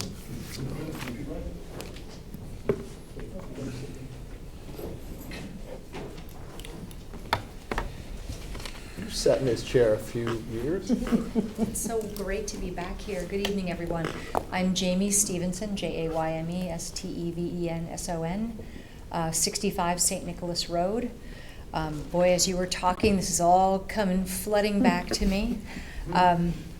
First, I want to thank you so much for taking up the issue of satisfying the town's obligation to put together our 5-year state-mandated affordable housing plan. Great work. And I also want to thank you and the previous commissions before you for all of the thoughtful work that you've done to date. I think Darien has done a remarkable job of thoughtful redevelopment, creating an environment where private developers want to come to Darien. They want to build mixed-use developments without local or state incentives. To me, that says that the town of Darien has been doing the right things over these years. And the development that we see happening in town is super exciting. I do think that we need to digest everything that you all have approved and that is underway to see exactly what the impacts of that development are going to be before we move forward. There's always going to be developments. I'm sure you guys have a lot on your plate right now.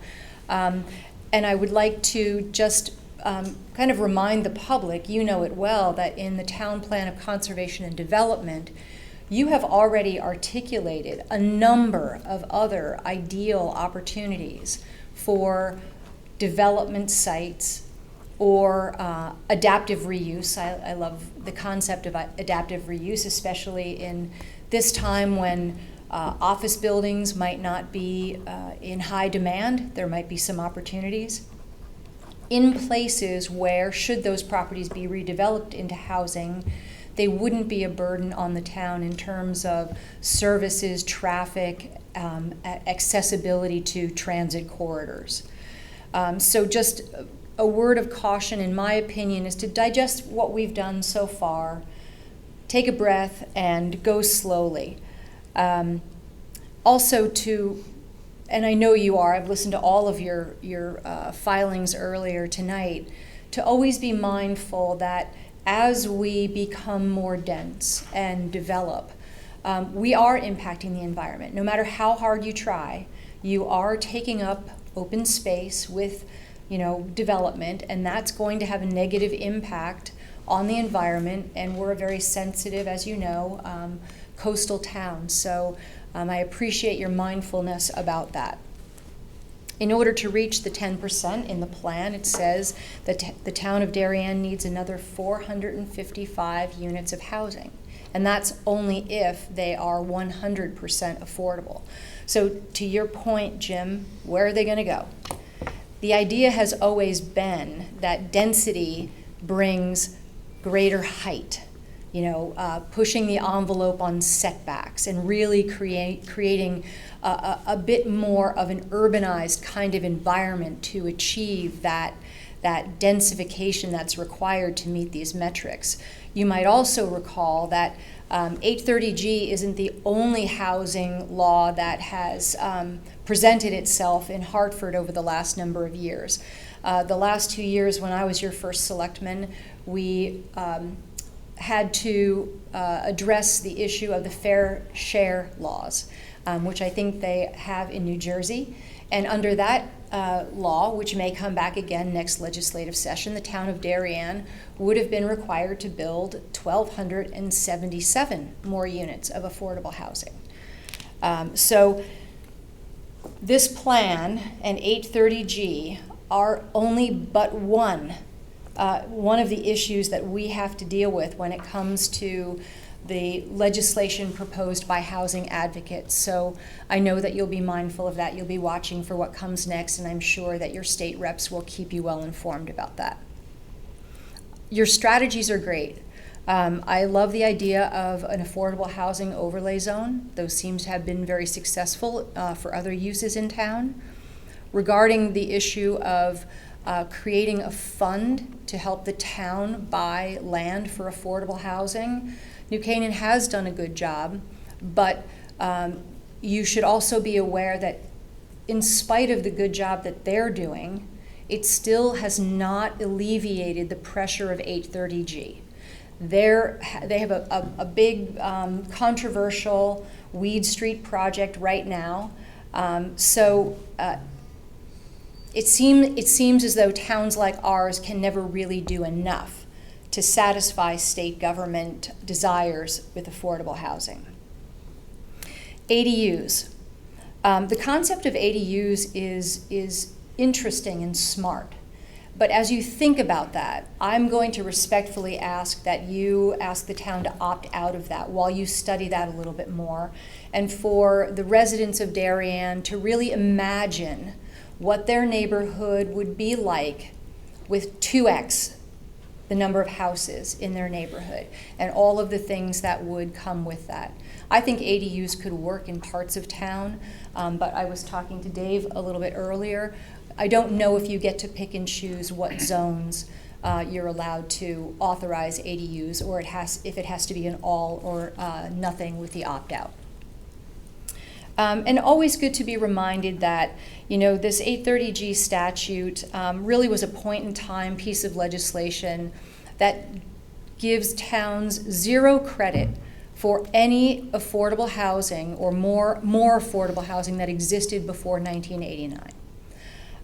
It would be great if we could somehow work with the legislature to look at our housing inventory in a holistic way, and identify houses that exist here that really can be acquired at a more affordable level and get some credit for that. I'm sure that there will be other bills coming, as I mentioned, there are provisions in the Build Back Better legislation that now create discretionary grant programs for only municipalities that have changed their zoning laws in the way that the state and the federal government would like them to change their zoning laws. So there will be more coming from both the state level and the federal government. So I encourage you to keep your eyes and ears out for that. But first and foremost, and importantly, thank you very much for your hard work. The town's awesome. People are excited about it, and that's because of the hard work that all of you have done and your predecessors. Thank you. And you also, thank you very much, Jim, appreciate that. Would anybody else like to speak to this topic? I would, but are Welcome, we sir. going to hear what was written by first selectman and? Could you Let's come cut up to the with microphone, sir. microphone, please? Thank you.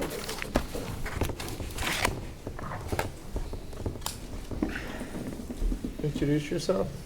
Yes, good evening. My name is Rolf Oben. I reside at 9 Archer Lane here in Darien. Could I'm you a spell member your of last name for me, please? OBIN, O, B as in boy, IN as in Nancy. Thank you. I'm a member of RTM District 4.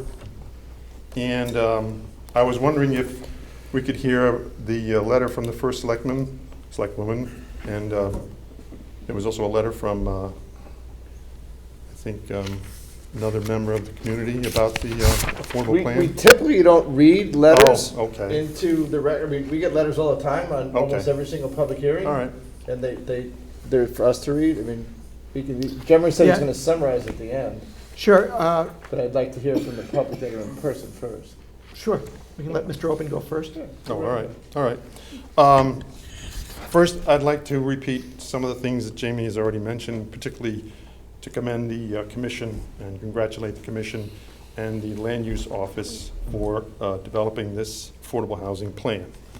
I am not a zoning aficionado by any means, so I just picked up on a number of things that I wanted to kind of comment or raise question, and so I hope you'll bear with me. I'm going to paraphrase a little bit from what's in the plan.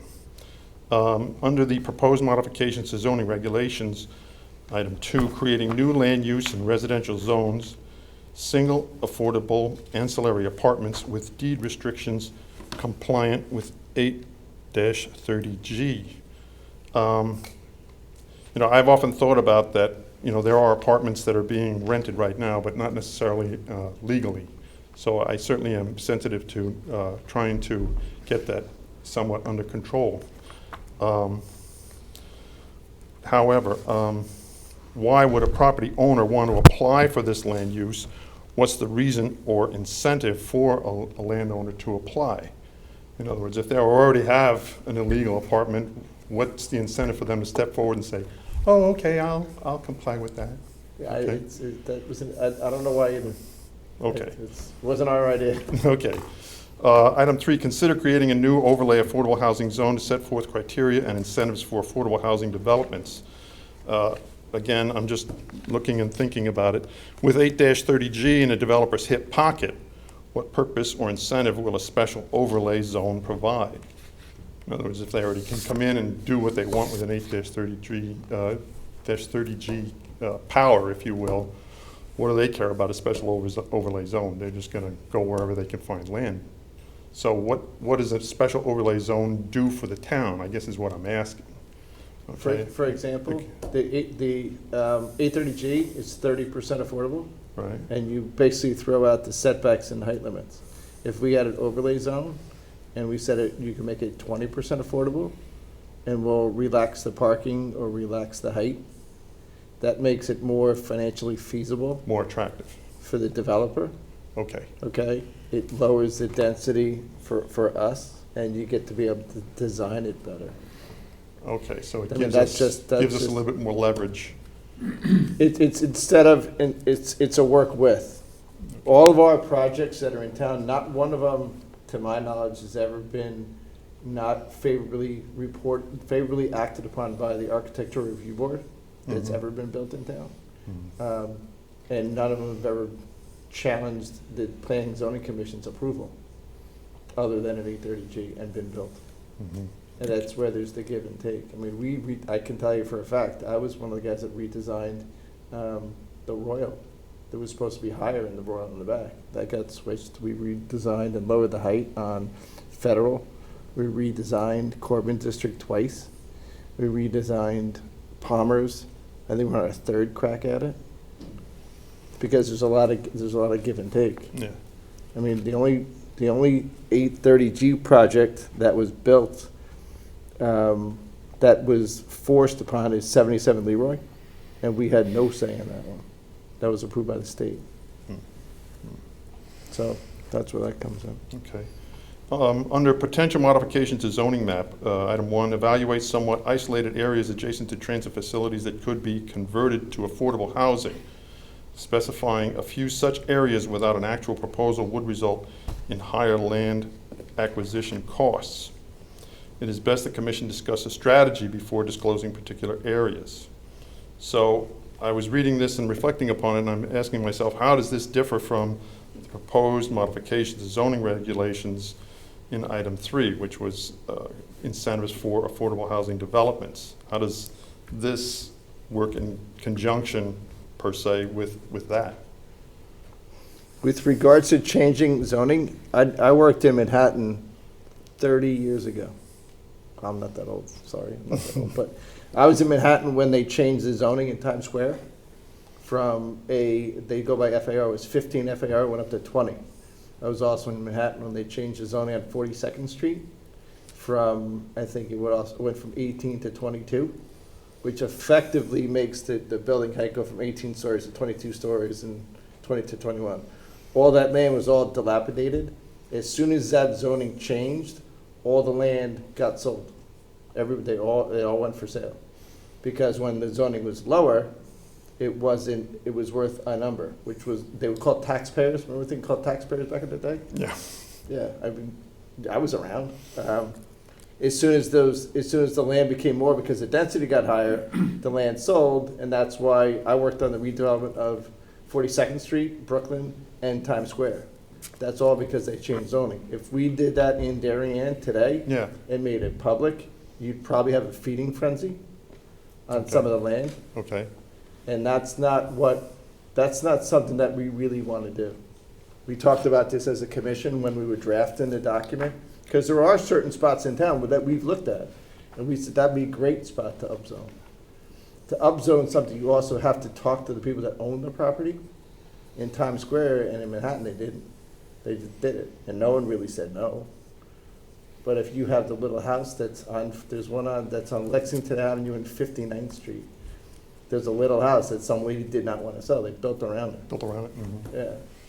That's something you don't want to do. But that was the strategy that we talked about in our meetings and said no, because he and I arm wrestled over it. He won. So there's certain areas that you purposely want to keep, shall we say, low-key. You don't want to let them have too much exposure in the marketplace.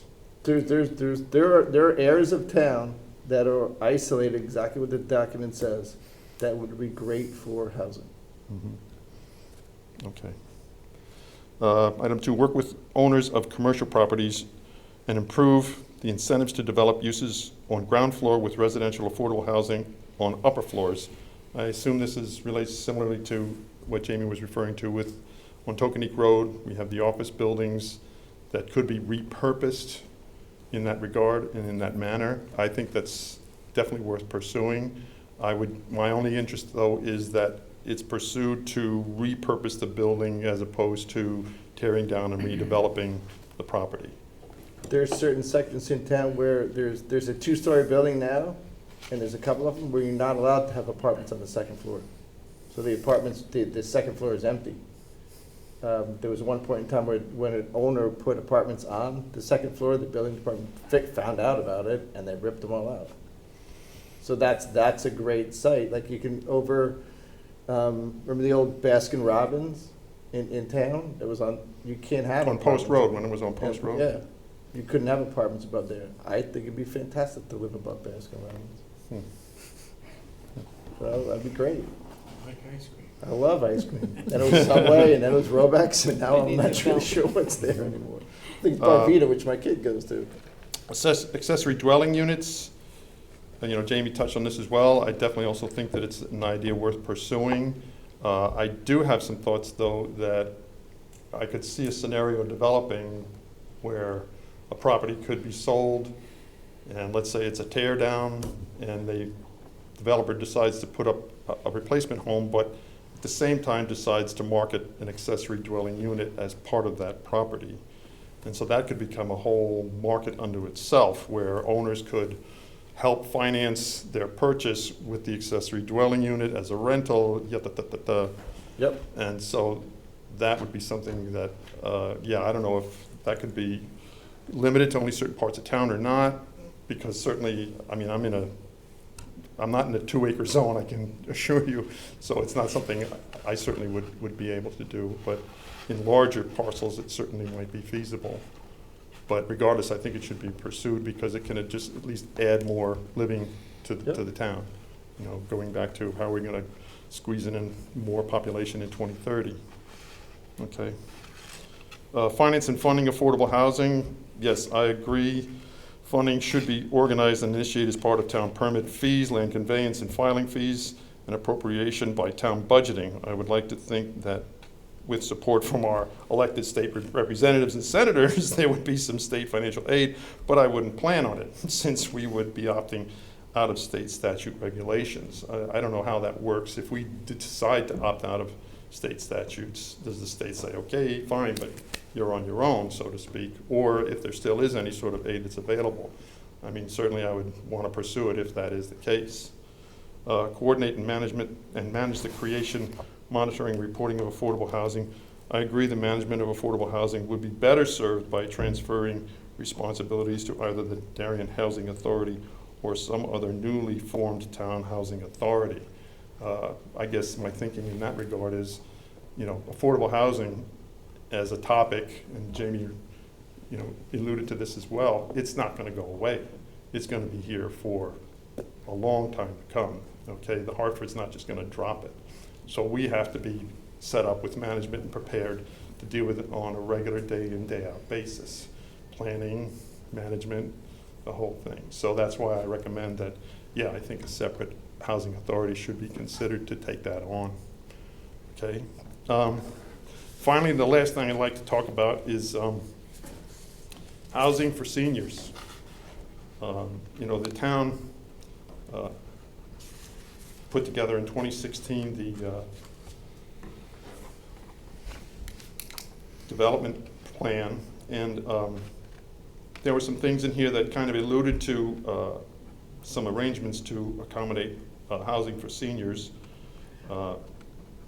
However, I'm not sure much of that has been really implemented per se. You know, you can maybe bring me up to date on that so I better understand, but I'm concerned as a senior because I constantly see small homes that are older in nature. I've read some studies that were done where homes built from 1945 to 1970 have a much higher, greater possibility of being redeveloped, basically torn down and replaced than other homes. And certainly Darien has its fair share of homes still existing within that time frame. And they are ripe for that kind of thing to happen, and it's already been happening for quite some time.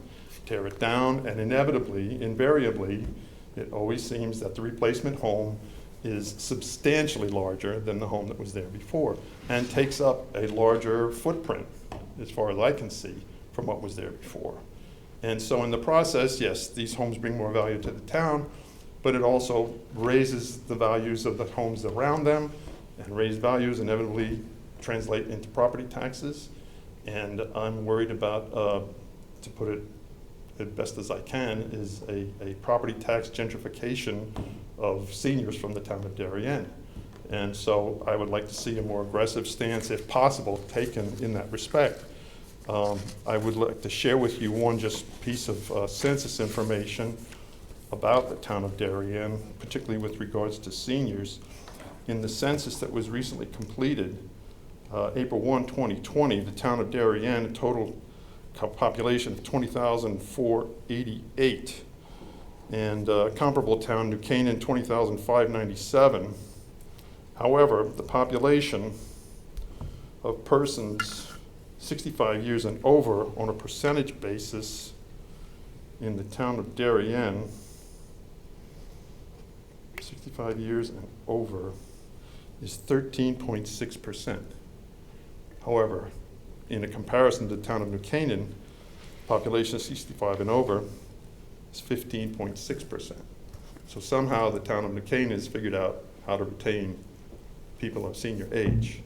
Conversely, the town of Darien, with people under the age of 18, is 32%, okay? And the comparable town of New Canaan is 27.4%, okay? So, yeah, this is a great town for kids and families, and my daughter grew up and graduated from Darien High School 8-9 years ago. So I appreciate the school system, but now as a senior, I want to stay in my house. I don't want to be forced out because of raising property taxes on a continual year-by-year basis. And so anything that the planning and zoning can do, because you have an influence on the market, is something I'd like to ask you to consider. Relative to that, there's two things. I know the Commission on Aging is working on it, because there's, I can say, that God rest his soul, Gene Coyle was a good friend of mine. He lived in my block. He was real estate rich, cash poor. His biggest expense was his real estate taxes. He had no mortgage. He just had his real estate taxes. His taxes on his house were, I don't know, $1,000 a month, something like that. But in our town, we approved 77 Leroy with 62 and over. We approved 65 Hoyt Street with 62 and over. Pheasant Run, which is 62 and over. The Royal, which is 55 and over. 55 and over. And there's, the other one is the active senior Settlers Trail, right? Settlers Trail. Oh, yeah. That's 63 and over. So all of those 5 developments or 6 developments are restricted to people that are 62 and over. We do not have one in town right now that's 55 and over. I would love to have that. And I also belong to a swim club. You always loved having seniors there because they never came. They never went to the pool.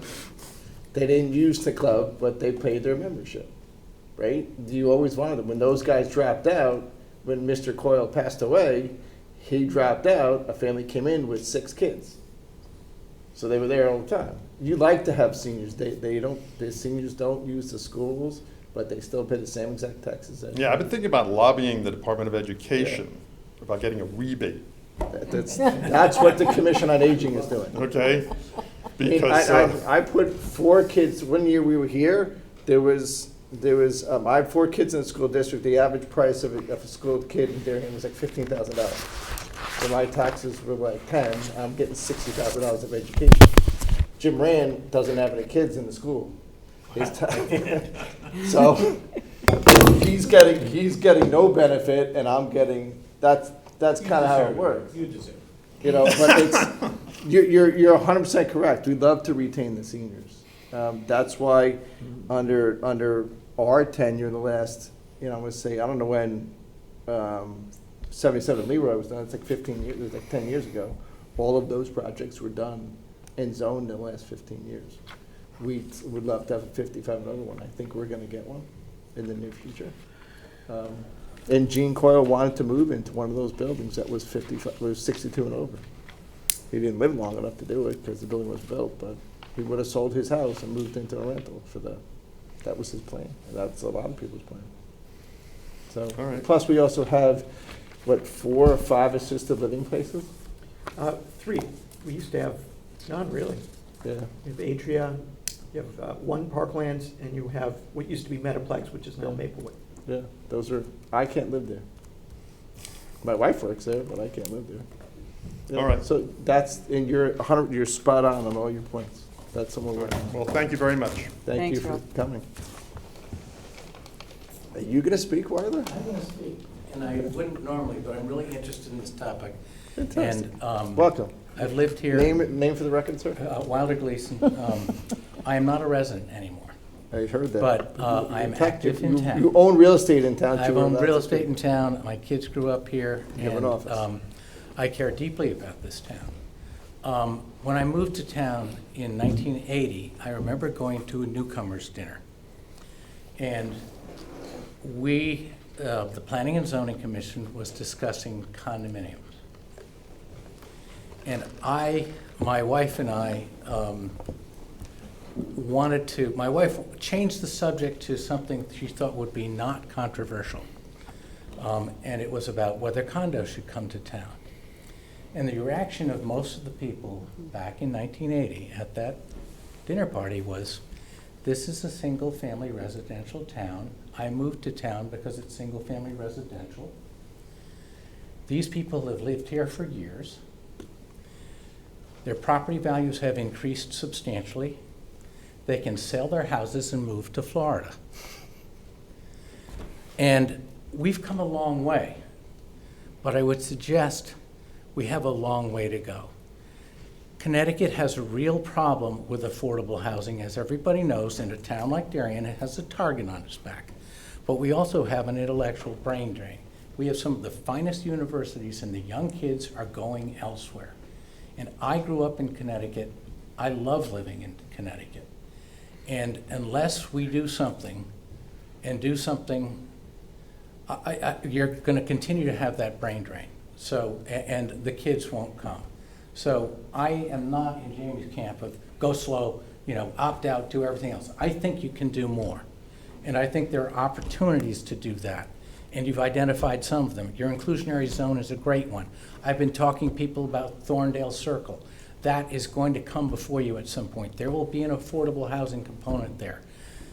I would suggest increase the affordable housing to the 20% or something. Your inclusionary. Get it up so you get out of that 10% 830G. Give yourselves an opportunity.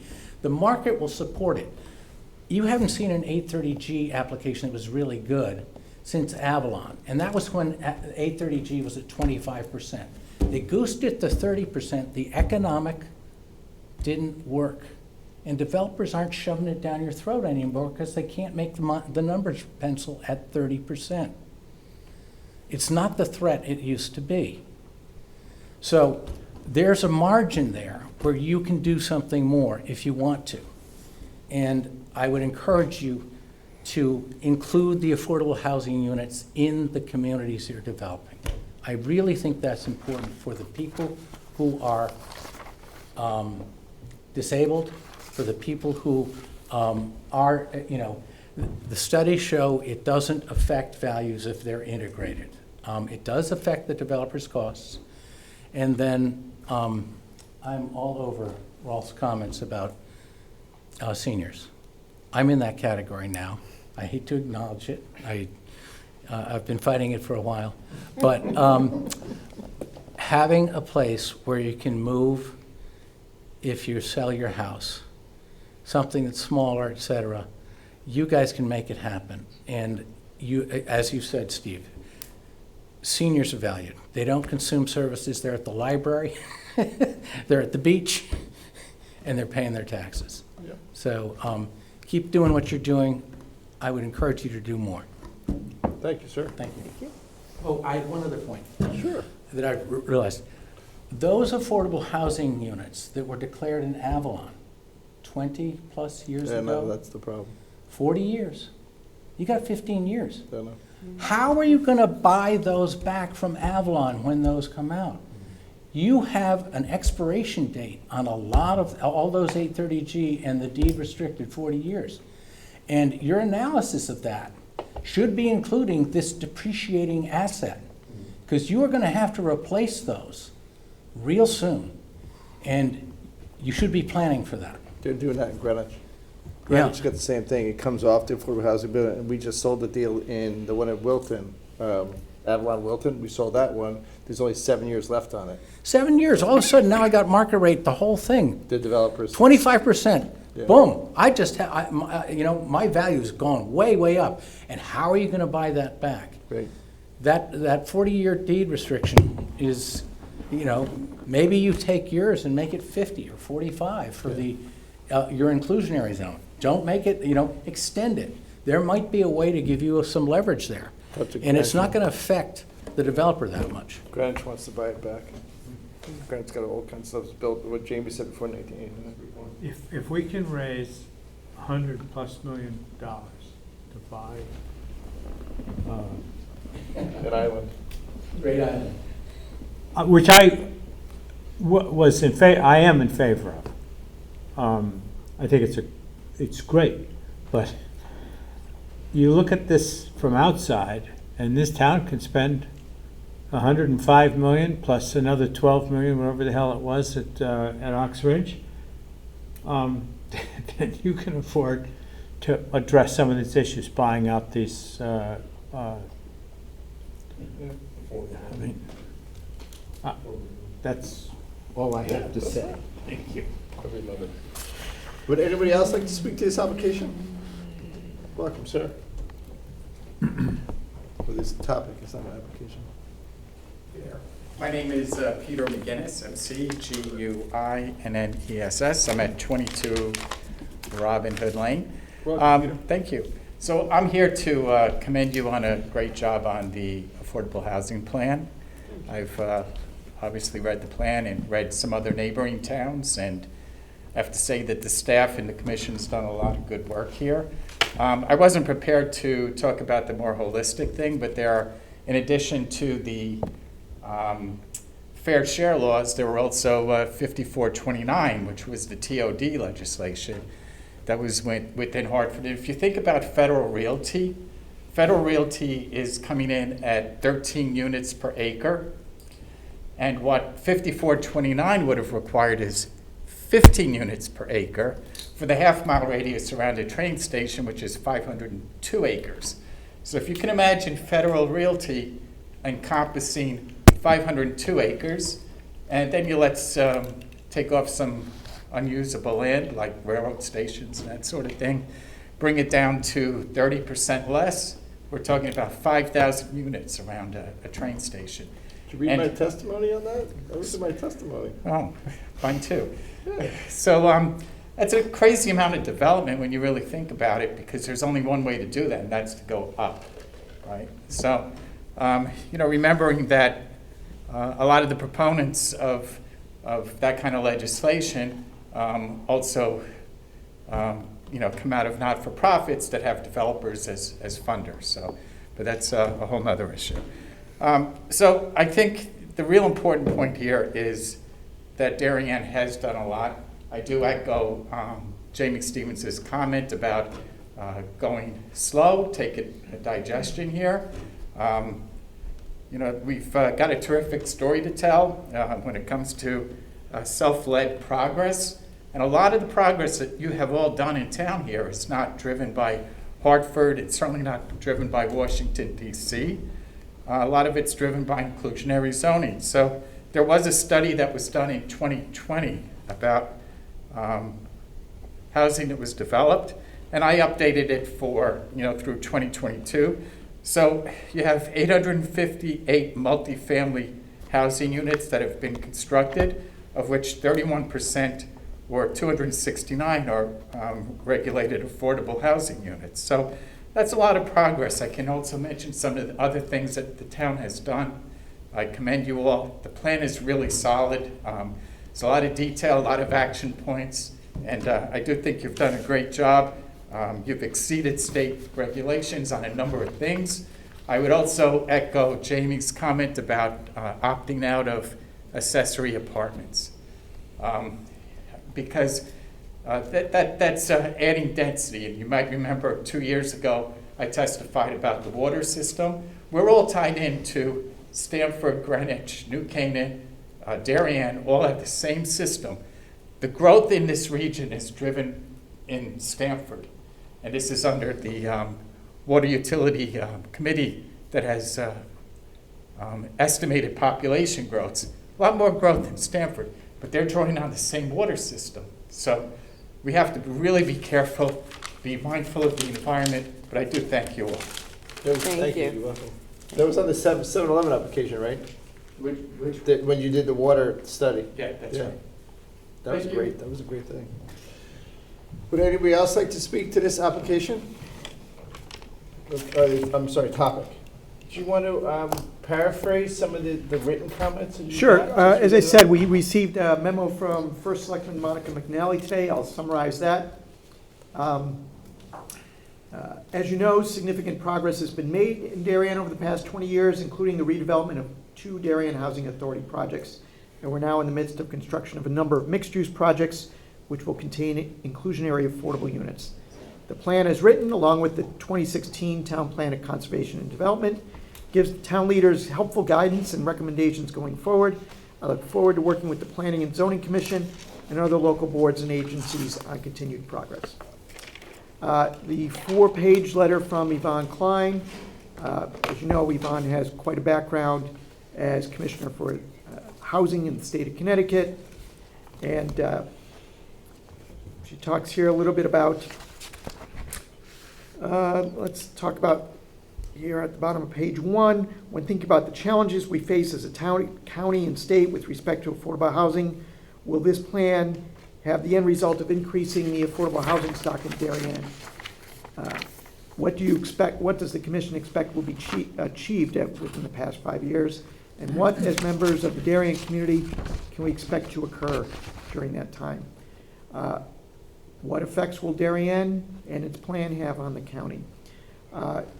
Yvonne commented chapter by chapter, noting here that the commission in chapter 1 uses the word character, and she had concern in a number of chapters about using the word character, which you may recall was kind of an outcrop of Public Act 2129. The bottom of page 2, Yvonne notes that identifying high-density areas near rail stations, bus, or on other transit is what Darien has approved and makes good development sense. She says here, it's not clear how the town would like to coordinate or collaborate with other entities on housing, although that's a recommendation in the plan.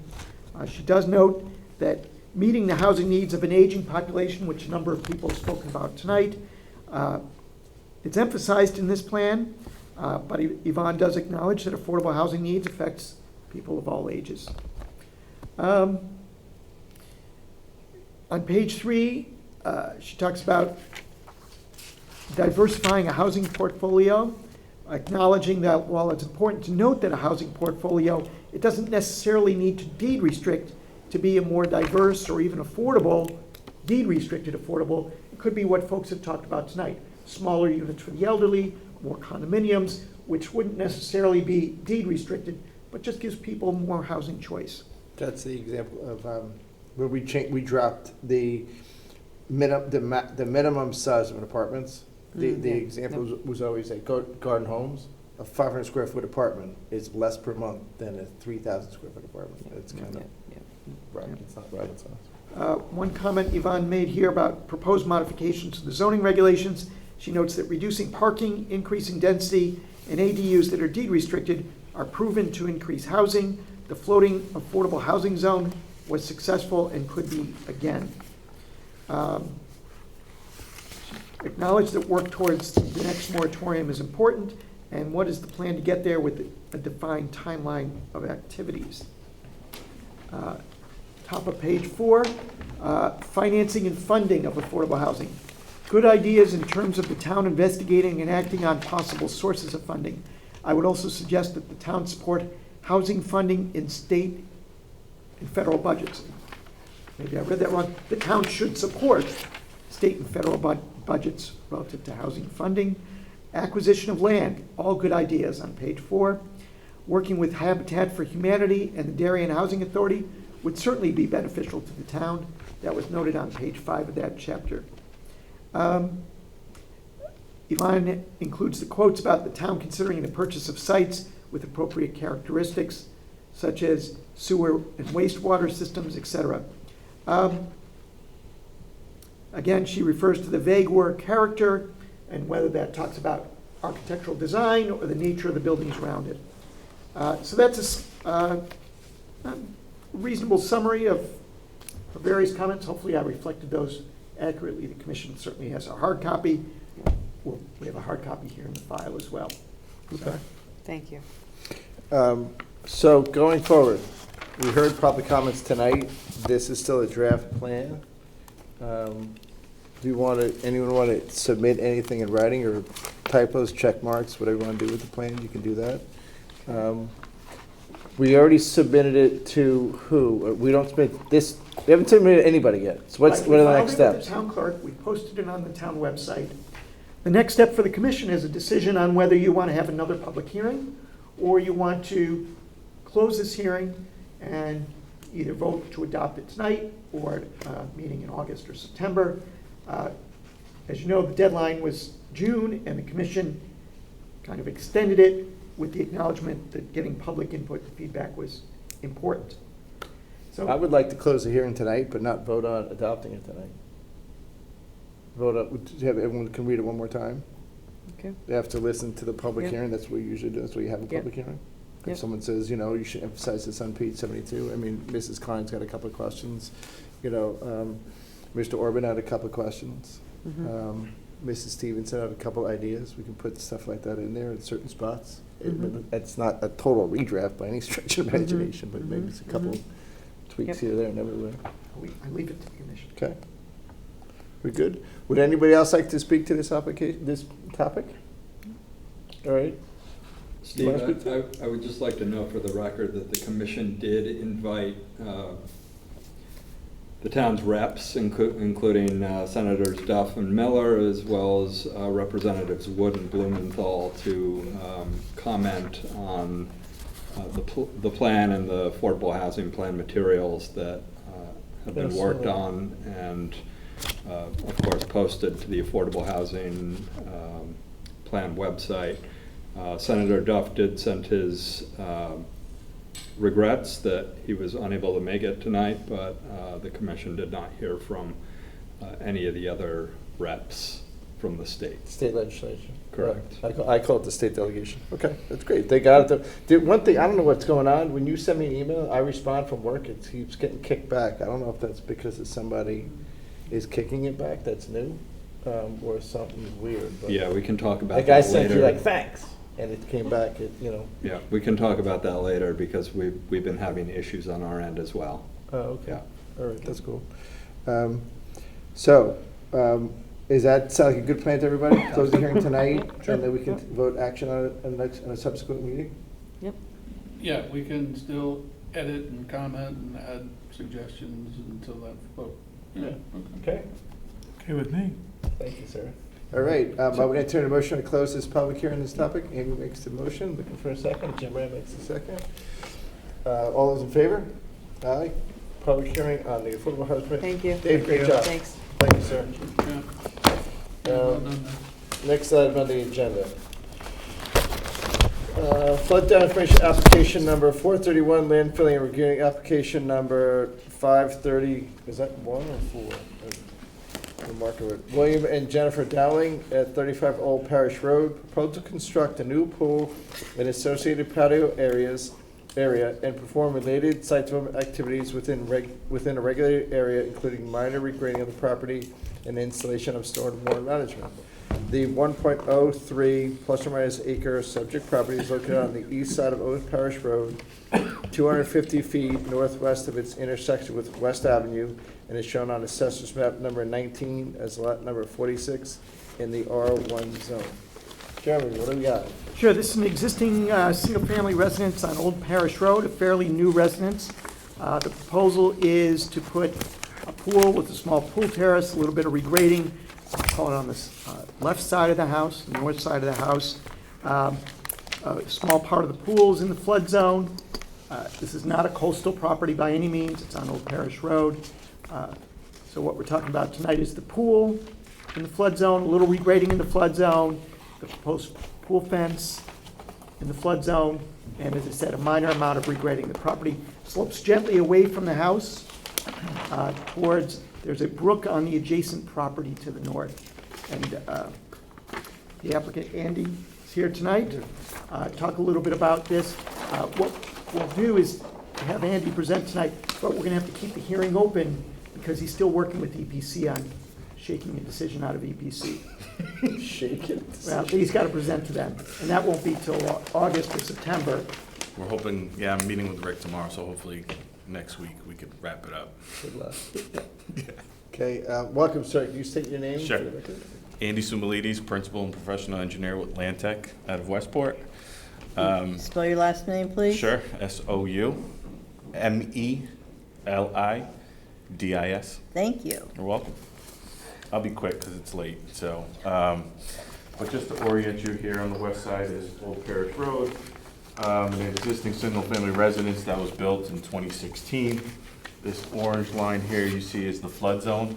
The flood zone is associated with Stony Brook, which runs to the east of this property, about a couple hundred feet away. There is another water course that that flows adjacent to the property, off of our property, and some associated wetlands along that brook. So that's why we're before EPC. This blue line you see here is that 50-foot upland review area for EPC. So the proposal really is, a pool and patio. It's a 18 by 40 pool. You can see just the corner of the actual pool clips it, and it's a small portion of the pool terrace, and then some minor regrading just to get back down to grade. It's pretty straightforward. You're looking at about 15 cubic yards of material to regrade it. We're also proposing a fence that runs along the perimeter and adjacent to the property line here and across here. That's the pool fence, right? Yeah, it's just the pool fence.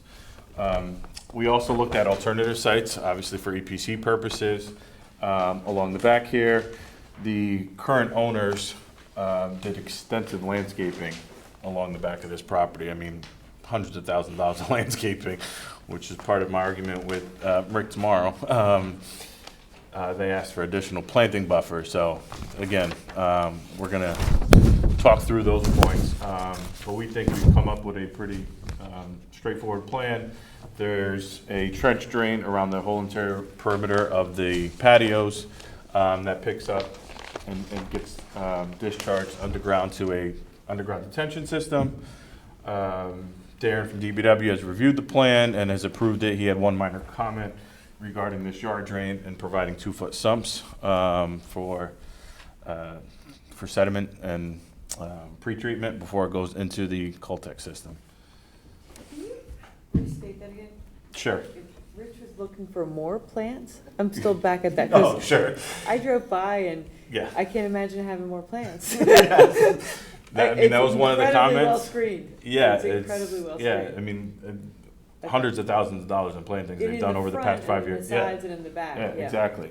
Okay. I mean, these are called out as hedges on the survey, but they're, there's some significant landscaping on this piece of property. Okay. That's one of their comments. I think it's almost a standard comment, but we'll address it.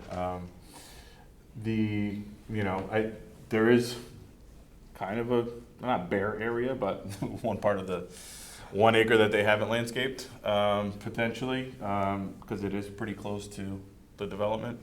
That's the only opportunity I could see. Because you went to EPC We went in early July. Correct, for acceptance and brief. Right, and they gave you a letter back with these comments. Correct. And he's going to be on. Hopefully be on next week. Rick says they're backed up, so I don't know if we get pushed to September potentially. EPC, I'm making a phone. Yeah. That's our. They're backed up? So we're talking 3 hearings to get through a pool. And their purview is really The clip there. this little bit of grading and then the fence, but Well, there's you some might- of the pool in there too, right? not within EPC's purview.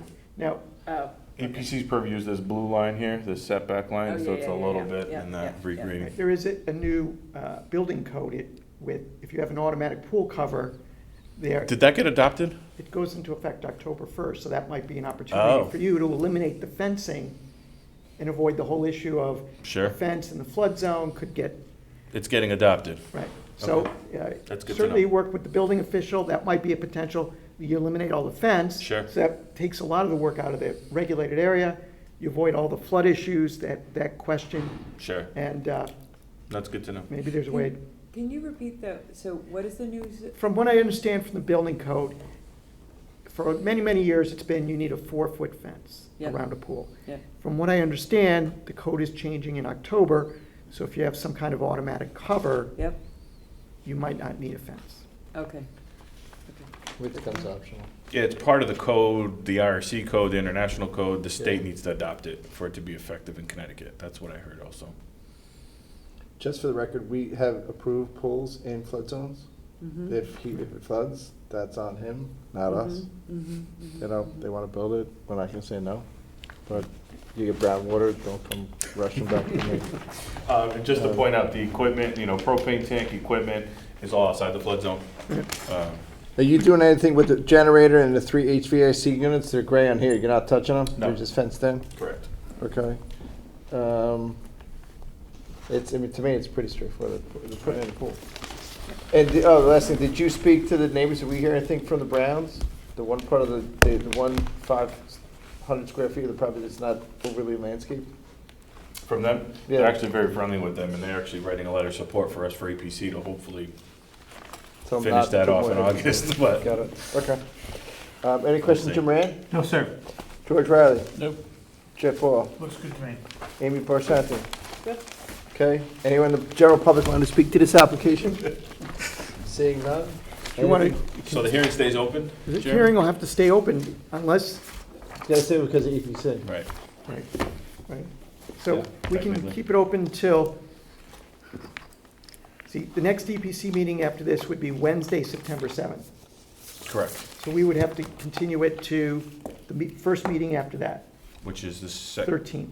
13th of September. I mean, you're not putting the pool in until next winter anyway. Yeah. They're probably gonna start in October, yeah, they wanna put it in the fall. Yeah, did they allow their contractors already? Yeah, Shoreline's lined up, Okay. they're, That's fine. yeah, they're Okay. ready to go. You can dig a hole.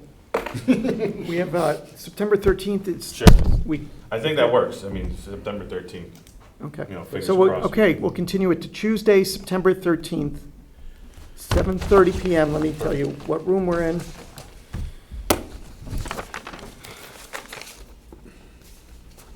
Sorry about this.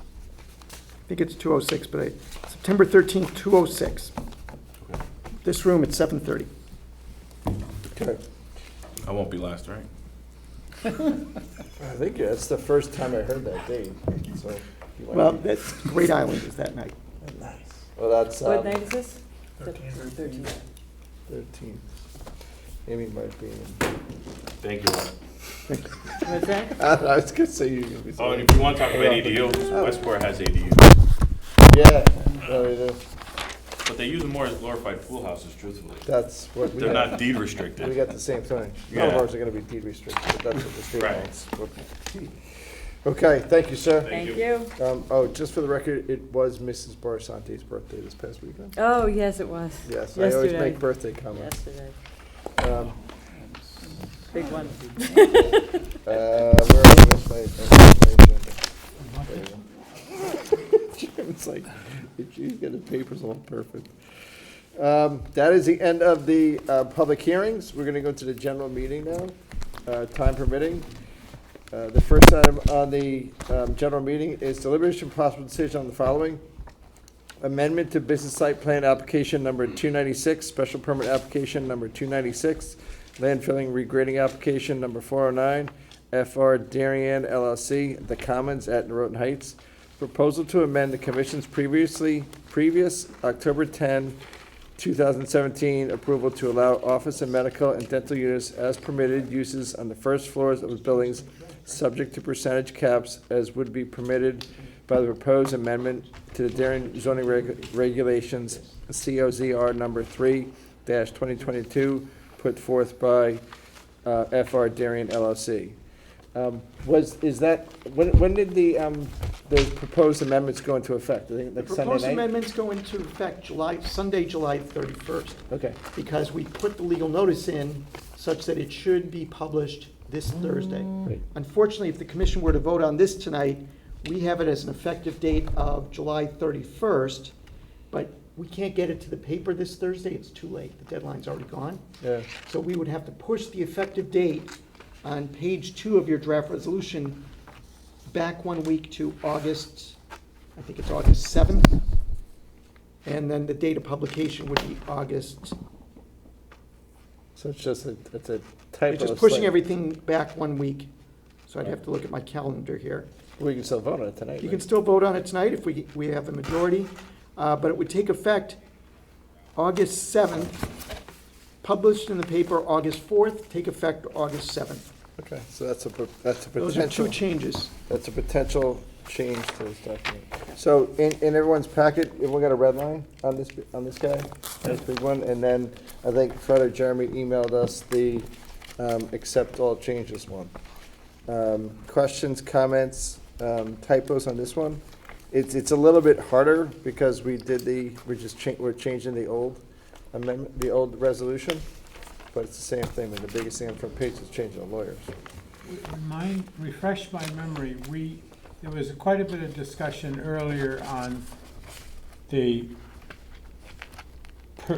percentage caps, but I don't remember where we ended up. We ended up at 10% of an overall commercial complex.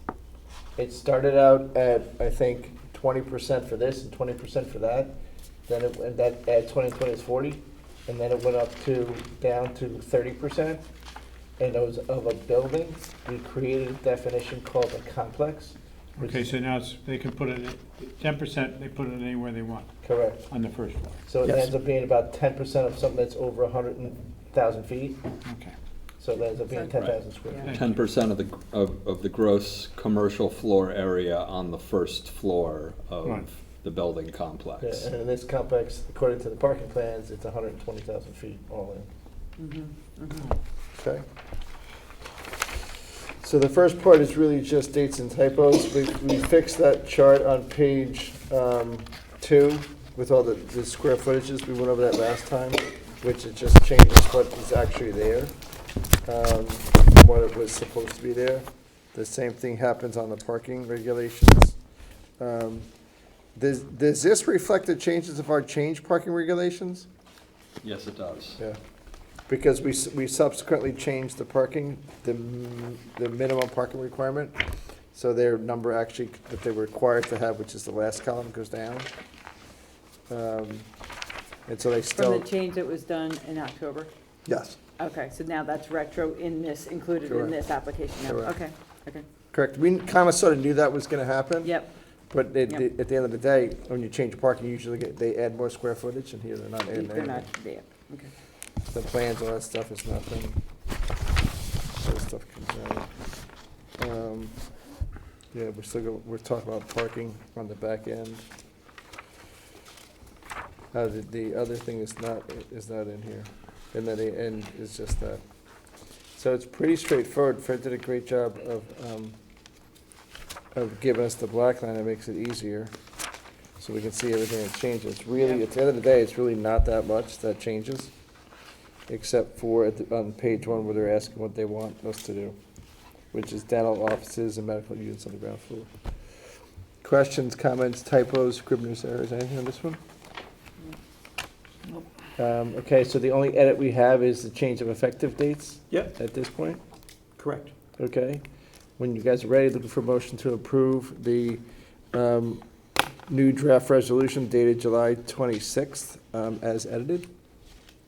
Yep. Maybe Amy makes that motion, looking for a second. Jeff makes a second. All in favor? 5-0. Thank you. 5-0. Fantastic. Thank you, everybody. Good job, Fred. I like how you give us the black line, red line, whatever you call it.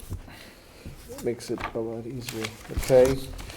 The next one relates to Pemberton 16. So we turn over the mic to George Riley. Do you want me to leave the dais, leave the seat? Right where you are. Okay there, Mr. Vice Chair.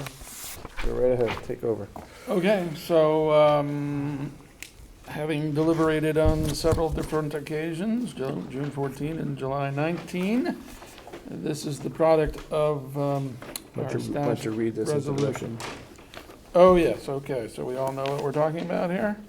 Yep. The proposed amendments to the Darien zoning regulations, the COZR number 1-2022, put forth by Pemberton 16 LLC, a proposal to add a new section 597 to the Darien zoning regulations to establish an age restriction within the Leroy West Affordable Housing Overlay Zone that would require at least one occupant of every occupied dwelling to be 55 years of age or older. That is that, okay. In lieu of the current requirement of age 62 for all occupants of the building. So, this is short, sweet, and simple. It provides that their application is denied, and there is a fairly thorough recitation of all that has been discussed and was included in the application itself, including discussion of the court decision, which really prompted the application. The applicant was saying that the court kind of suggested that maybe if this reduction in age applied to all units instead of just certain units in the building, then it could be approved. But this body has decided that that is not how we wish to proceed. I don't have any other further comment on it except to ask, is it typical where there is a dissent that there is no comment made about that dissent in these Well, things? I think in this case, and in every case, a member who's like, I'm not gonna vote for it, can state on the record, the reason I'm not voting for it is, or if it's Right. contrary. Okay. So you're welcome to chime in and say, I understand Yeah. I might be in the minority, but here's my thoughts, where I Okay. may disagree with the commission. So typically, we don't reflect that. We don't even reflect the vote in the resolution itself? The vote would be reflected in the minutes. Okay. So when Fred and I write up the minutes, I'll give you an example. It could be 3 in favor, 1 opposed, Yeah. and the person who was opposed, the reason they were opposed is, as they just noted, Right, okay. All right, yeah, I just, it could actually bolster our case, actually, I think, if we did somehow reflect the dissent, because the court's always looking to be sure that the board has, or the commission has looked at all angles of this. And even if you don't agree with the dissent, at least it looks like the commission did consider the dissent. Anyway, I leave it as it is at this point, if that is our track record. I think I did make clear why I will dissent, and that simply is that I did not find that the change to 55 years old would make a significant difference in the traffic flow.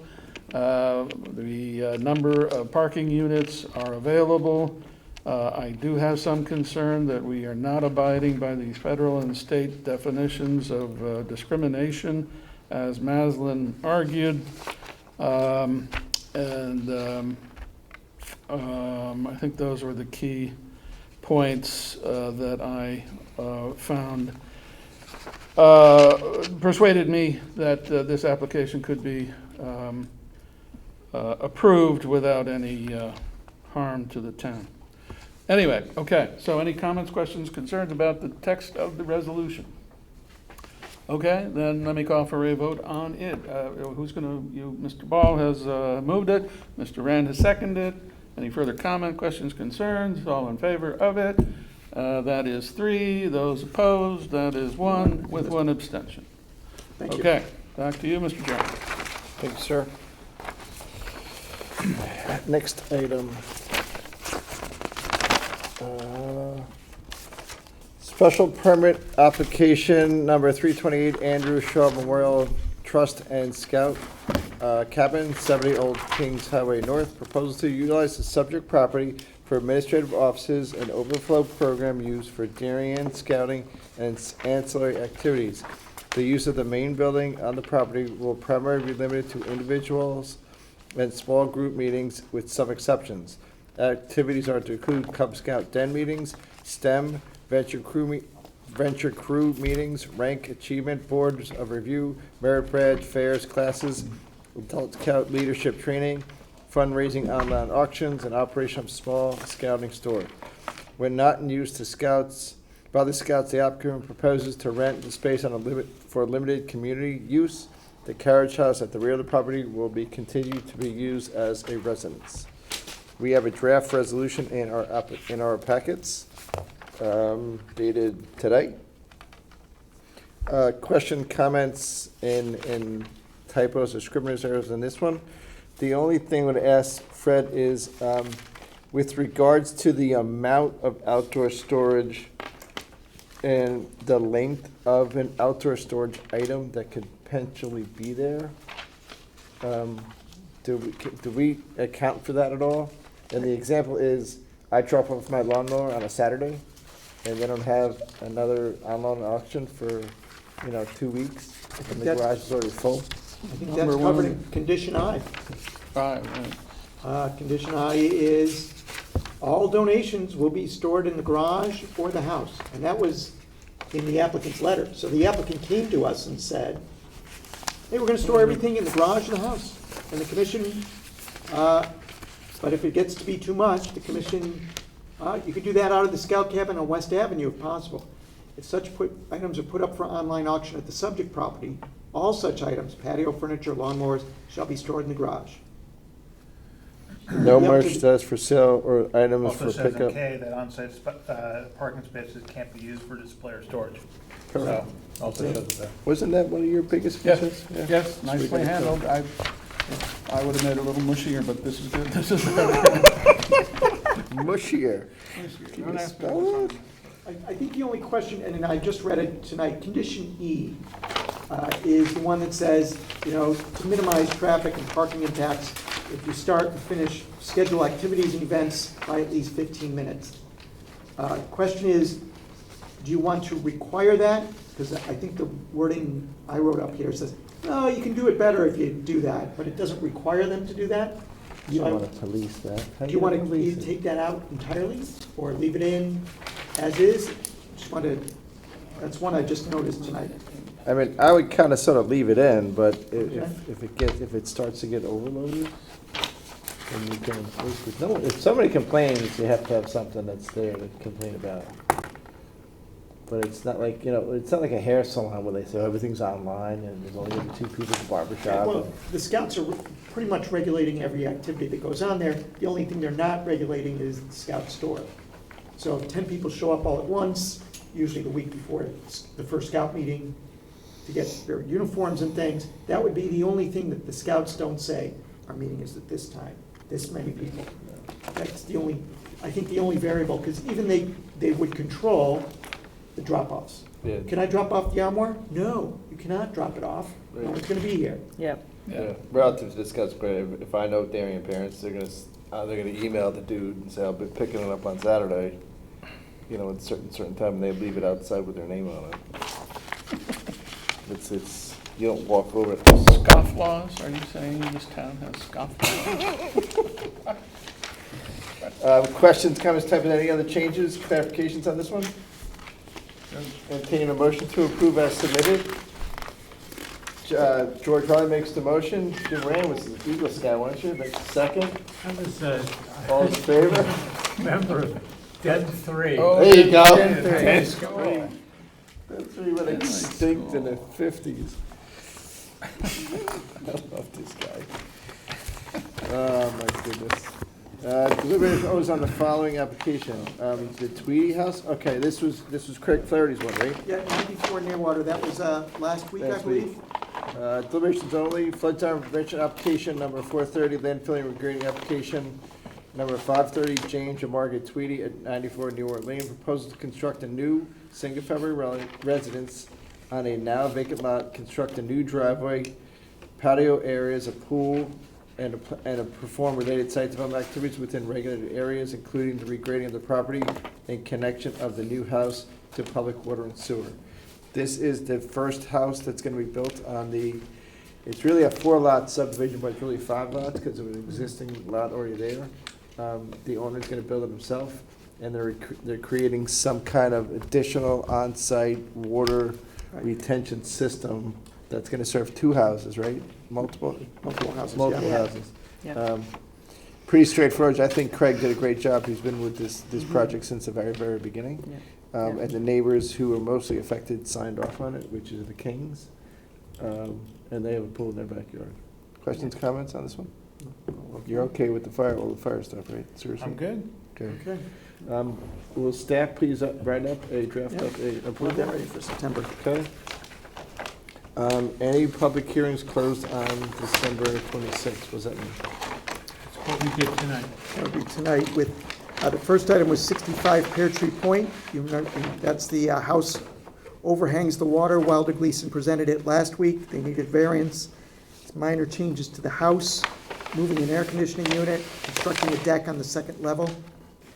That was the Brown House? Oh, that got closed tonight. I'm sorry. Oh, Yep. yeah. That's a great idea. He kept it open for some reason, right? Yeah, to get a variance, which you got. EPC, Okay. yeah. Yep. Good. Okay. Not for the, I'm Okay, sorry. write that up as an approval. Yep. The other one was 25 Harbor Road. Harry Rocheville presented the knocking the existing house down to the foundation, building a new house, a little bigger, and regrading in the backyard with 3 separate retaining walls going down towards Gorham's Pond. Yep. Okay. I'll go, yeah. Good. Harbor. Okay. And 25 Tokeneke Trail was another item closed tonight. That was Wilder Gleason's application where they're actually modifying the shared driveway, connecting the house to the garage. They needed a ZBA variance to do so. And because the land slopes, it's much higher than 30 feet, but the addition in itself complies. The only neighbor wrote a letter of support, that's Mr. Maybell. Yeah, that's a cool house. Do we care that it didn't come up, but I think the DEP letter said that they noticed that there was a dock and seawall that was not in their permitted records, and that the homeowner should anticipate an investigation. Yeah, that's actually not an uncommon comment from DEP because, docks, it's only in recent years that they've started permitting these and cracked down. So every time someone brings it to their attention, they're going to say, come on in for the permitting. But that's clearly that's issue, not our right. concern. I mean, it is, but it's their authority. Yep. Yeah. We don't care with that. Okay. Okay, rate that as an approval? Yeah, and is that, and then the affordable housing plan will be deliberating on that in September. The last one was not closed. That's not, so I think that, that does it. Okay. Next item, any other business requires 2/3 votes for the commission? I have a little bit of other business. Can I add something? Let's add 2/3 vote. You can do what you want. Sure. Sure. To add, I want to add an announcement. I would like to Do you announce need this that- on the record? Yes. Okay. I would announce that Mr. Jim Rand has submitted his resignation from the Darien Planning Zoning Commission after Enough fun. how many years, John? At least 8, something like that? No, 7? 5, I think. 5? Wow. He is a fantastic guy. Great to have him on the commission for all the years, sitting next to him. The only, I gotta say this, I mean, thank you. Yeah, this is a great group, Awesome. and I've enjoyed learning from everybody and had a lot of fun. The reason I joined was because every time there was a piece of land available to Darien to try to address this affordable housing, Darien turned it back. And it's true of Procaccini, it's true down here where the storage place is. And I mean, I was serious when I said, you could spend $100 million on buying a nice piece of waterfront property, but you can't, but we have not been willing to. And that's planning. And if there's a criticism I have of what we've done as a group and our predecessors and so forth over the past 5 years is that it's we don't do any planning. I mean, we have different Jeremy and have different ideas of what is included within planning, but I think the town has to do a better job of whether it's putting money aside because we double up on the fees or whatever it takes, so that when something comes up, God knows where it's going to be, because I can't find it. But when something comes up, we can jump on it, like we jumped on Ziegler. Yep. Great, That's all I have to say. I've enjoyed it immensely. Thank you all very much. good for you. Good for you. Great service. Well done. Thanks so much, I appreciate it. Well done. Hey, All right. good time. With that said, thank you again, Jim. Next upcoming meeting, we have no meeting in the month of August. Our next meeting is going to be Tuesday, September 6th, after Labor Day. When's Labor Day? The 5th. The 5th, so it's the day after Labor Day. Is it the day after Labor Day? Yeah. So you come back from when you come back? Yep. With With that said, I would enter a motion to adjourn. Jim Looking gets for a that last second. motion. Jeff makes a second, all those in favor? All right, all right. Thanks, buddy. Thanks, guys. Good.